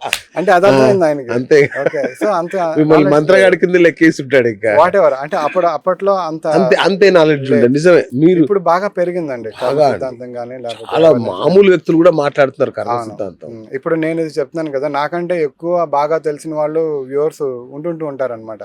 లేదండి, మీరు హయ్యర్ లెవెల్. నిజం చెప్పాలంటే మీరు ఈ థియరీ నేర్చుకున్న వాళ్ళు బహుశా ఎక్కడ నేర్చుకున్నారండి, మూడో వ్యక్తి అని చెప్పారు మీరు, ఎట్లా అండి అది? నేను నేర్చుకునేటప్పుడు దీనికి ఒక బేస్ మోడల్ ఒకటి ఉందండి. Okay, quantum healing hypnosis technique అని చెప్పి QHHT అంటారు. అమెరికాలో డొలరస్ కనాన్ అనే ఆవిడ ఒక 40 years దీని మీద రీసెర్చ్ చేసి దీన్ని కనుక్కున్నారు. ఆ మోడల్ని ఫాలో అయ్యే వాళ్ళు అమెరికాలోనే దగ్గర నాలాంటి వాళ్ళు ఒక 3000 మంది ఉంటారు. ఓకే, అక్కడ అందరూ క్రిస్టియన్స్ వాళ్ళు ఉంటారు. అంటే మన హిందూస్ కి ఎక్కువ బిలీఫ్ ఉంటుంది కానీ పాస్ట్ లైఫ్స్ అని, ఇప్పుడు సెషన్ అంటే వస్తారు కానీ అక్కడ క్రిస్టియన్స్ ఎందుకు వస్తారండి కదా. కానీ అక్కడ వచ్చి నేర్చుకొని అలా ఇలాంటి సెషన్స్ చేసే వాళ్ళే అంతమంది ఉన్నారు. అయితే దాని తర్వాత ఇది ఇండియాలో అక్కడ టెక్నికల్ లాగా దీన్ని వాడితే పనికిరాదు. ఓకే. ఇక్కడ మనకి దేవుళ్ళు ఎక్కువ, దేవతలు ఎక్కువ, బిలీఫ్ సిస్టమ్ దీన్ని ఇండియనైజ్ చేయాలిగా మళ్ళీ. ఇండియనైజ్ చేయాలి. అలాగే దీనికి చాలా అడ్వాన్స్డ్ ఇవన్నీ చేసి నేను వేరే వేరే టెక్నిక్స్ కూడా అన్నిటిని నేర్చుకొని ఎక్స్పీరియన్స్ హైయర్ కాన్షియస్ నాకు ఛాలెంజెస్ ఇచ్చేవారు అనమాట. ఇప్పుడు నువ్వు ఇలా చేస్తున్నావు కదా, ఇప్పుడు ఇలా కాదు, నెక్స్ట్ లెవెల్లో ఇలా చేయాలి నువ్వు అని నాకు చెప్తే అలా ఎలా పాసిబుల్ అవుతుంది అని అనుకునేవాడిని. కానీ కొంతకాలానికి నాకు ఆటోమేటిక్గా ఆ ఇంట్యూషన్ అది వచ్చి ఓకే ఇలా చేస్తే ఎలా ఉంటుందని కొంచెం అలా అడ్వాన్స్మెంట్స్ అన్ని చేసుకొచ్చి ఇప్పుడు ప్రజెంట్ స్పిరిచువల్ కాన్షియస్నెస్ యాక్టివేషన్ అనే ఈ ప్రాసెస్ ద్వారా చాలా అడ్వాన్స్ లెవెల్లో ఇప్పుడు చేస్తున్నాం అండి. సూపర్. ఎన్ని సెషన్స్ ఉంటాయి సార్? జనరల్గా ఎవరైనా వచ్చారనుకోండి 95% పీపుల్కి ఒక్క సెషన్ సరిపోతుందండి. ఎన్ని గంటలు ఉంటుంది ఒక సెషన్? ఇది డైరెక్ట్గా వాళ్ళు సెషన్ చేసుకోవాలనుకుంటే కనుక వాళ్ళకి ప్రాక్టీస్ కొన్ని మేము చెప్తాం అనమాట. మీరు ఒక వారం రోజుల పాటు మీరు ఇలాగా ఇవన్నీ ఫాలో అవ్వండి. ఫాలో అయితే మీరు బాగా డీప్గా కనెక్ట్ అవ్వడానికి మీకు హెల్ప్ అవుతుంది ఓకే అని చెప్పి వాళ్ళకి కొంత ప్రాసెస్ చెప్తాం. వాళ్ళ తర్వాత మెయిన్ సెషన్ వచ్చారనుకోండి, మెయిన్ సెషన్కి ఒక 5 hours టైం పెట్టుకుంటే వాళ్ళకి సెషన్లకు పంపించి చేస్తాం. ఇది ఫస్ట్ ప్రాసెస్ అండి. అలాగే ఇంకొక ప్రాసెస్ ఒకటి ఉంది. చాలా మందికి అంత టైం ఉండదు, ఇమీడియట్ గా సొల్యూషన్ కావాలి, లేకపోతే హాస్పిటల్లో ఉంటారు, లేకపోతే సెషన్ కావాల్సిన పర్సన్ 6 ఏళ్ళ అబ్బాయి లేకపోతే 10 ఏళ్ళ అబ్బాయి, అలాంటి వాళ్ళకి మనం డైరెక్ట్ గా సెషన్ చేయలేం కదా. కనీసం ఒక 16 to 18 years అనేది ఏజ్ కంపల్సరీ ఇలాంటి సెషన్స్ చేయాలంటే. ఎందుకంటే వాళ్ళకి పాస్ట్ లైఫ్ అంటే అర్థం అవ్వదు, రియాలిటీ తెలీదు. ఓకే, అలాంటి ప్రాబ్లమ్స్ ఉంటాయి కాబట్టి కనీసం మేము ఏజ్ అనేది చూస్తాం అనమాట. సో అలాంటి వాళ్ళకి ఇదే ప్రాసెస్ని త్రూ సర్గేట్ మెథడ్ ద్వారా చేస్తాం. అంటే ఎవరైతే ఆల్రెడీ సెషన్స్లోకి వెళ్ళి చక్కగా పాస్ట్ లైఫ్ని బాగా కనెక్ట్ అవ్వగలుగుతూ హయ్యర్ కాన్షియస్ని బాగా ఎవరైతే కనెక్ట్ అవ్వగలరో వాళ్ళ హెల్ప్ తీసుకొని వీళ్ళని సెషన్లోకి పంపించి ఎవరికైతే ప్రాబ్లమ్ సాల్వ్ అవ్వాలో వాళ్ళ పాస్ట్ లైఫ్ ని వీళ్ళ ద్వారా యాక్సెస్ చేస్తాం. సీరియస్గా అలా కూడా ఛాన్స్ సూపర్. ఓకే, అయితే ఇలాంటి సర్గేట్ పర్సన్ లాగా ఎవరైనా ఉండొచ్చు. ఇప్పుడు వచ్చే కొత్తగా వచ్చిన పర్సన్ కూడా ఆయన సెషన్ తీసుకొని ఆయన చాలా డీప్ గా కనెక్ట్ అయ్యి బాగా కనెక్ట్ అవ్వగలుగుతున్నారు అనుకోండి, వాళ్ళు కూడా వేరే వాళ్ళ పాస్ట్ లైఫ్ ని యాక్సెస్ చేయడం. ఇప్పుడు సెషన్ ఫర్ ఎగ్జాంపుల్ మీరే ఉన్నారనుకోండి, మీరు చాలా బాగా డీప్ గా కనెక్ట్ అయ్యి హైయర్ కాన్షియస్ స్టేట్ వరకు వెళ్ళగలిగారు అనుకోండి, మీరు నా ఫ్రెండ్ ఎవరైనా వచ్చి మీ ముందు నిలబడితే మీరు బాడీ స్కాన్ చేసి వాళ్ళకి ఏం హెల్త్ ఇష్యూస్ ఉన్నాయి అది మీరు చెప్పగలుగుతారు అనమాట. ఓకే, దానికి పరిష్కారాలు చెప్పగలుగుతారు. అంటే చెప్పింది మీరు కాదు, మీ ద్వారా హైయర్ కాన్షియస్ చెప్తారనమాట. మరి మీకు ప్రపంచవ్యాప్తంగా ఉంటారు మీ ఫ్యాన్స్, కానీ మీ దగ్గరకు వచ్చే వాళ్ళు కాదు, వరల్డ్ వైడ్ వస్తారు కదా. అవునండి. ఎట్లా ట్రీట్ చేస్తారు వాళ్ళని మీరు? మేము జూమ్ సెషన్స్ తీసుకుంటామండి. జూమ్ లో కూడా చేసేయచ్చా? ఒకప్పట్లో నేను చేసేటప్పుడు స్టార్టింగ్ లో ఓన్లీ డైరెక్ట్ గా 1-to-1 మాత్రమే చేసేవాళ్ళం. సో ఎప్పుడైతే నాకు నేను కొంచెం యూట్యూబ్ లో కొన్ని వీడియోస్ పెట్టడం చేసేటప్పుడు నాకు క్లయింట్స్ అనే వాళ్ళు వచ్చారో దీనికి ఇంకా అడ్వాన్స్డ్ గా ఎలా చేయొచ్చు అనే దాన్ని చేసి ఇప్పుడు జూమ్ లోని 95% మొత్తం జూమ్ లో జరుగుతున్నాయండి. డైరెక్ట్ సెషన్స్ కానీ లేకపోతే ఈ సర్గేట్ సెషన్స్ కానీ.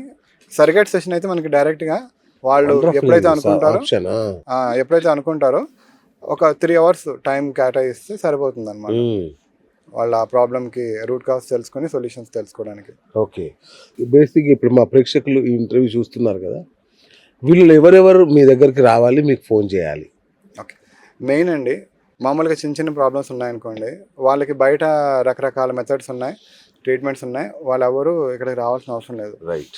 ఎవరికైతే నాకు ఈ లైఫ్లో సొల్యూషన్ దొరకట్లేదు, లేకపోతే డాక్టర్స్ దగ్గరికి వెళ్తే దొరకట్లేదు, బయట నా ప్రాబ్లమ్స్కి సొల్యూషన్స్ లేవు, ఖచ్చితంగా ఏదైనా కర్మ రిలేటెడ్గా ఉండొచ్చు.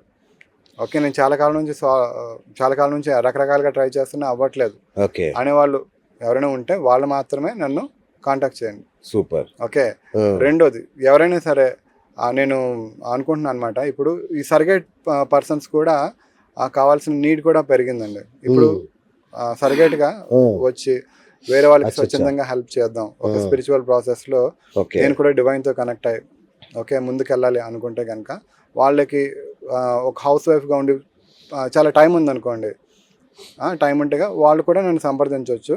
వాళ్ళు ఒకవేళ చాలా డీప్గా కనెక్ట్ అయితే వేరే వాళ్ళకి హెల్ప్ చేయడానికి ఒక సోషల్ లాగా అది వాళ్ళ దీన్ని బట్టి అండి. ప్రతిదీ ఈ మధ్య జనరల్ గా సర్గేట్స్ కూడా మేము పే చేస్తుంటాం. అయితే ఏంటంటే ఆల్రెడీ అలాంటి వాళ్ళు ఉన్నారు, కాకపోతే ఇప్పుడు ఏంటంటే ఆ ప్రాబ్లం ఉన్న ప్రతి ఒక్కరు కూడా పే చేసుకోలేరు కదా. కరెక్ట్. ఓకే, ఇప్పుడు మనం వీళ్ళకి సర్గేట్స్ కూడా పే చేయాలి, వీళ్ళకి కూడా పే చేయాలంటే వాళ్ళకి ఖచ్చితంగా దానికంటూ ఒక ప్రైస్ ఉంటుంది. ఓకే, లేదు నేను స్పిరిచువల్గా నేను గ్రో అవుతూ వేరే వాళ్ళకి హెల్ప్ చేయాలి అనుకునే వాళ్ళు ఉండి వాళ్ళకి టైం ఉంటే కనుక ఇంకా కొంచెం తక్కువ పే చేసుకోలేని వాళ్ళు అలాంటి వాళ్ళు ఉంటే వాళ్ళకి హెల్ప్ చేయడానికి ఒక వే క్రియేట్ చేసిన వాళ్ళం అవుతాం మనం. ఓకే అలా అది మనం మాట్లాడితే ఆటోమేటిక్గా తెలుస్తుంది ఏంటి వాళ్ళు నిజంగా స్పిరిచువల్ కాజ్ కోసం ముందుకు వెళ్దాం అనుకుంటున్నారా లేకపోతే ఏంటనేది మాట్లాడవచ్చు అన్నమాట. సూపర్. మీ లైఫ్ మిషన్ ఏంటి రవికాంత్ గారు? నాకు ఎప్పుడైతే కరోనాలో ఈ విషయం నాకు అర్థమైందో, దీనివల్ల చాలా ఎక్కువ మందికి రీచ్ అవ్వాల్సిన అవసరం ఉందని అర్థమైందో, నాలాంటి వాళ్ళని చాలా మందిని నేను తయారు చేద్దాం అనుకుంటున్నాను. ఓకే, నేను ఇప్పుడు నాకు డైరెక్ట్గా నాకున్న స్టూడెంట్స్ హెల్ప్తోని దగ్గర ఒక మోర్ దెన్ 20+ కంట్రీస్లో, ఓకే 120 అబోవ్ సిటీస్లో మేము సర్వీసెస్ ఇస్తూ ఒక 5,000 మందికి పైగా మేము హెల్ప్ చేయడం జరిగింది. ఓకే, కనీసం కొన్ని సంవత్సరాల్లో ఒక 1 lakh పీపుల్ వరకైనా దీన్ని రీచ్ అవ్వాలి. ఓకే, నాలాంటి వాళ్ళని చాలా మందిని ట్రైన్ చేసి అన్ని సిటీస్లోని మేజర్గా దీన్ని ఎస్టాబ్లిష్ చేయాలనేది నేను ఒక ఎయిమ్గా పెట్టుకున్నాను. వావ్, సూపర్ రవికాంత్ గారు. నిజంగా అంటే మీ ఏజ్ చిన్నది, చాలా యంగ్ గురువు లాగున్నారు మీరు. సో ఖచ్చితంగా మీ ఆశయం నెరవేరుతుంది. సో సామాన్యుడికి మీ వల్ల ఏమైనా ఉపయోగం కలుగుతుందా రవికాంత్ గారు? ఇప్పుడు ప్రాబ్లం ఉన్న ప్రతి ఒక్కరికి వాళ్ళకి సొల్యూషన్ అంటూ ఖచ్చితంగా ఉంటుందండి. ఓకే, సొల్యూషన్ లేకుండా ఏ ప్రాబ్లం ఉండదు.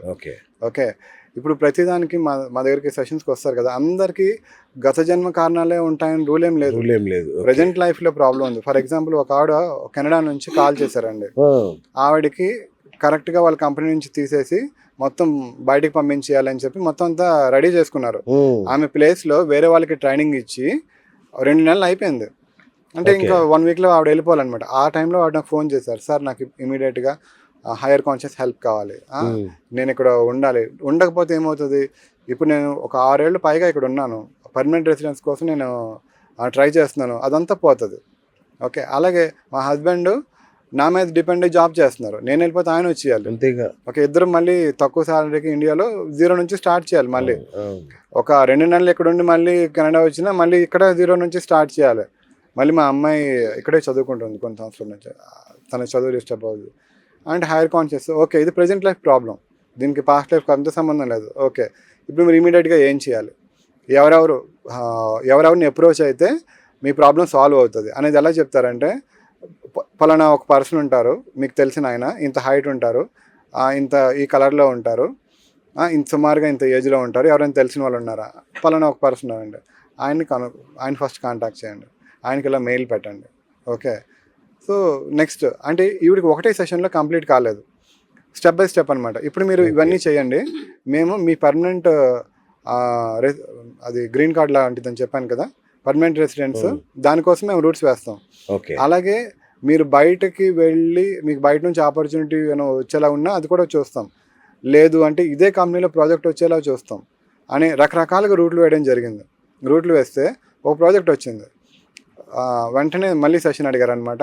ఆ సెషన్లో సార్ నాకు ప్రాజెక్ట్ వచ్చింది సార్, ఆ ప్రాజెక్ట్ నేను చేసే టెక్నాలజీయే సేమ్ అంతా సిమిలర్గా ఉంది, మ్యాక్సిమం నాకు 20 years ఎక్స్పీరియన్స్ అండి, మ్యాక్సిమం నేను ఇక్కడ సెలెక్ట్ అయిపోతాను అనుకుని చెప్పింది అనమాట. హైయర్ కాన్షియస్ కనెక్ట్ చేసి మేము రూట్లు వేస్తాం కానీ ఇది అయ్యేటట్టుగా ఏం కనిపించట్లేదండి అన్నారనమాట. అవునా, ఇప్పుడు ఎలా అంటే మీ ప్రయత్నం మీరు చేయండి, మేమైతే రూట్లు వేస్తాం అన్నారు. మొత్తానికి అది సెలెక్ట్ అవ్వలేదు. తర్వాత కొద్ది రోజులకి ఇంకో ప్రాజెక్ట్ వచ్చింది, అది అసలు ఆవిడ టెక్నాలజీ కాదు, ఆవిడకు 0 knowledge 0 ఎక్స్పీరియన్స్. మళ్ళీ వస్తే ఇది మీకు అయ్యే ఛాన్స్ ఉందండి, మేము గట్టిగా రూట్లు వేస్తాం, మీకు ఈరోజు ఇంటర్వ్యూ అయిపోద్ది ఫస్ట్ రౌండ్, రేపు ఈవినింగ్కి సెకండ్ రౌండ్ ఇంటర్వ్యూ అయిపోద్ది, రేపు సాయంత్రం కల్లా మీకు ఆఫర్ లెటర్ వస్తుందని చెప్పారనమాట. చెప్తుంటే నేను ఇంకా ఆపడానికి ట్రై చేస్తున్నాను హైయర్ కాన్షియస్కి, అసలు ఏంటండి ఈరోజు ఇంటర్వ్యూ ఏంటి, రేపు సెకండ్ రౌండ్ ఏంటి, అలా ఎక్కడైనా ప్రాక్టికల్గా పాసిబుల్ అవుతాయా? ఇండియాలో అంటే మనకు తెలుసు కదా, ఒకసారి ఫస్ట్ రౌండ్ అయితే సెకండ్ రౌండ్ ఎప్పుడో అవుతుంది, దాని తర్వాత మళ్ళీ థర్డ్ ఎప్పుడో అవ్వచ్చు, ఆఫర్ లెటర్ రిలీజ్ చేయడానికి చాలా వెయిటింగ్ ఉంటుంది. అలాంటిది మీరు ఎలాగ నెక్స్ట్ డే చెప్తున్నారని ఆపుదాం అనుకుంటే అసలు నాకు మాట్లాడే ఛాన్స్ కూడా ఇవ్వట్లేదు. అదే పాయింట్ ఒక 4 సార్లు డిఫరెంట్ టైమ్స్లో చెప్తూ నేను ఇదిగో మీ కంపెనీ ఓనర్కి నేను రూట్స్ వేసాను, ఓకే మీ రాబోయే క్లయింట్కి రూట్స్ వేసాను, వాళ్ళిద్దరికి కమ్యూనికేషన్ సెట్ చేశాను, వాళ్ళిద్దరు మాట్లాడుకుంటారు పలానా టైంలో, అంతా అయిపోతుంది, మీకు సెకండ్ రౌండ్ అయిపోతుంది అంటే ఫస్ట్ రౌండ్ ఇంటర్వ్యూ అయింది. అయిన తర్వాత నెక్స్ట్ రౌండ్ ఇంటర్వ్యూ రేపు కాకుండా ఎల్లుండండి అని చెప్పారనమాట ఇంటర్వ్యూలో. చెప్తే అదేంటి హైయర్ కాన్షియస్ రేపే అని చెప్పారు కదా, ఎల్లుండి ఇంటర్వ్యూ షెడ్యూల్ అయిందేంటి అని ఆవిడ అనుకున్నారు. సర్లే ఎల్లుండి అయినా తొందరగానే అవుతుంది కదా అనుకుంటే ఒక 2 గంటలకు కాల్ వచ్చింది. కాల్ వచ్చి రేపే ఇంటర్వ్యూ అండి అన్నారు. అరే ఏంటి అంత హైయర్ కాన్షియస్ చెప్పినట్టుగా జరుగుతుంది అని ఎప్పుడైతే అది అలా తెలిసిందో ఆవిడ ఇంటర్వ్యూ కూడా చాలా లైట్గా వెళ్ళారనమాట. అంతే కదా. ఎందుకు లైట్గా వెళ్ళాల్సిన అవసరం వచ్చిందంటే ఇంటర్వ్యూలో ఏం తెలియదు, కంప్లీట్లీ జీరో నాలెడ్జ్, హ్యాపీగా వెళ్ళారు, ఇంటర్వ్యూ అయిపోతుంది అనే కాన్ఫిడెన్స్తో ఇంటర్వ్యూ ఇచ్చారు. ఇంటర్వ్యూ అయిపోయిన తర్వాత కదా సాయంత్రం నాకు ఖచ్చితంగా మెయిల్ వస్తుంది అనే దాంతో ఎటువంటి నెగిటివ్ థింకింగ్ లేకుండా హ్యాపీగా పడుకున్నారు. కరెక్ట్గా సాయంత్రం మెయిల్ వచ్చింది. ఆవిడ చాలా హ్యాపీగా కాల్ చేశారు అనమాట. సో అలాగే ప్రజెంట్ లైఫ్ ప్రాబ్లమ్స్ కూడా కోర్టు కేసులు కానీ, లేకపోతే ఏమైనా ప్రాపర్టీస్ అమ్మాలన్నా కానీ, లేకపోతే ఏమైనా సరే రిజిస్ట్రేషన్స్ వాయిదా పడుతున్నాయని కానీ, ఇలాంటివన్నిటిని కూడా అవి కూడా రూట్లు వేసి చేస్తారనమాట. ఓకే సార్, ఇప్పుడు క్వాంటమ్ థెరపీ విన్నాను, రేకి విన్నాను, పాస్ట్ లైఫ్ రిగ్రెషన్ విన్నాను, ఇట్లా చాలా ఉన్నాయి కదా, మెడిటేషన్ ఒకటి ఉంది. అవునండి. వీటన్నిటికంటే ఇది బెటరా, డిఫరెంటా, అన్నిటి ఒకటేనా? నేను చెప్తానండి. ఇప్పుడు ఏమైనా హీలింగ్ మెథడ్స్ ఉన్నాయి, ఆ హీలింగ్ మెథడ్స్లో ఎనర్జీని మనం తీసుకుని ఎనర్జీని పాస్ చేస్తే వాళ్ళకి హీలింగ్ అవుతుంది.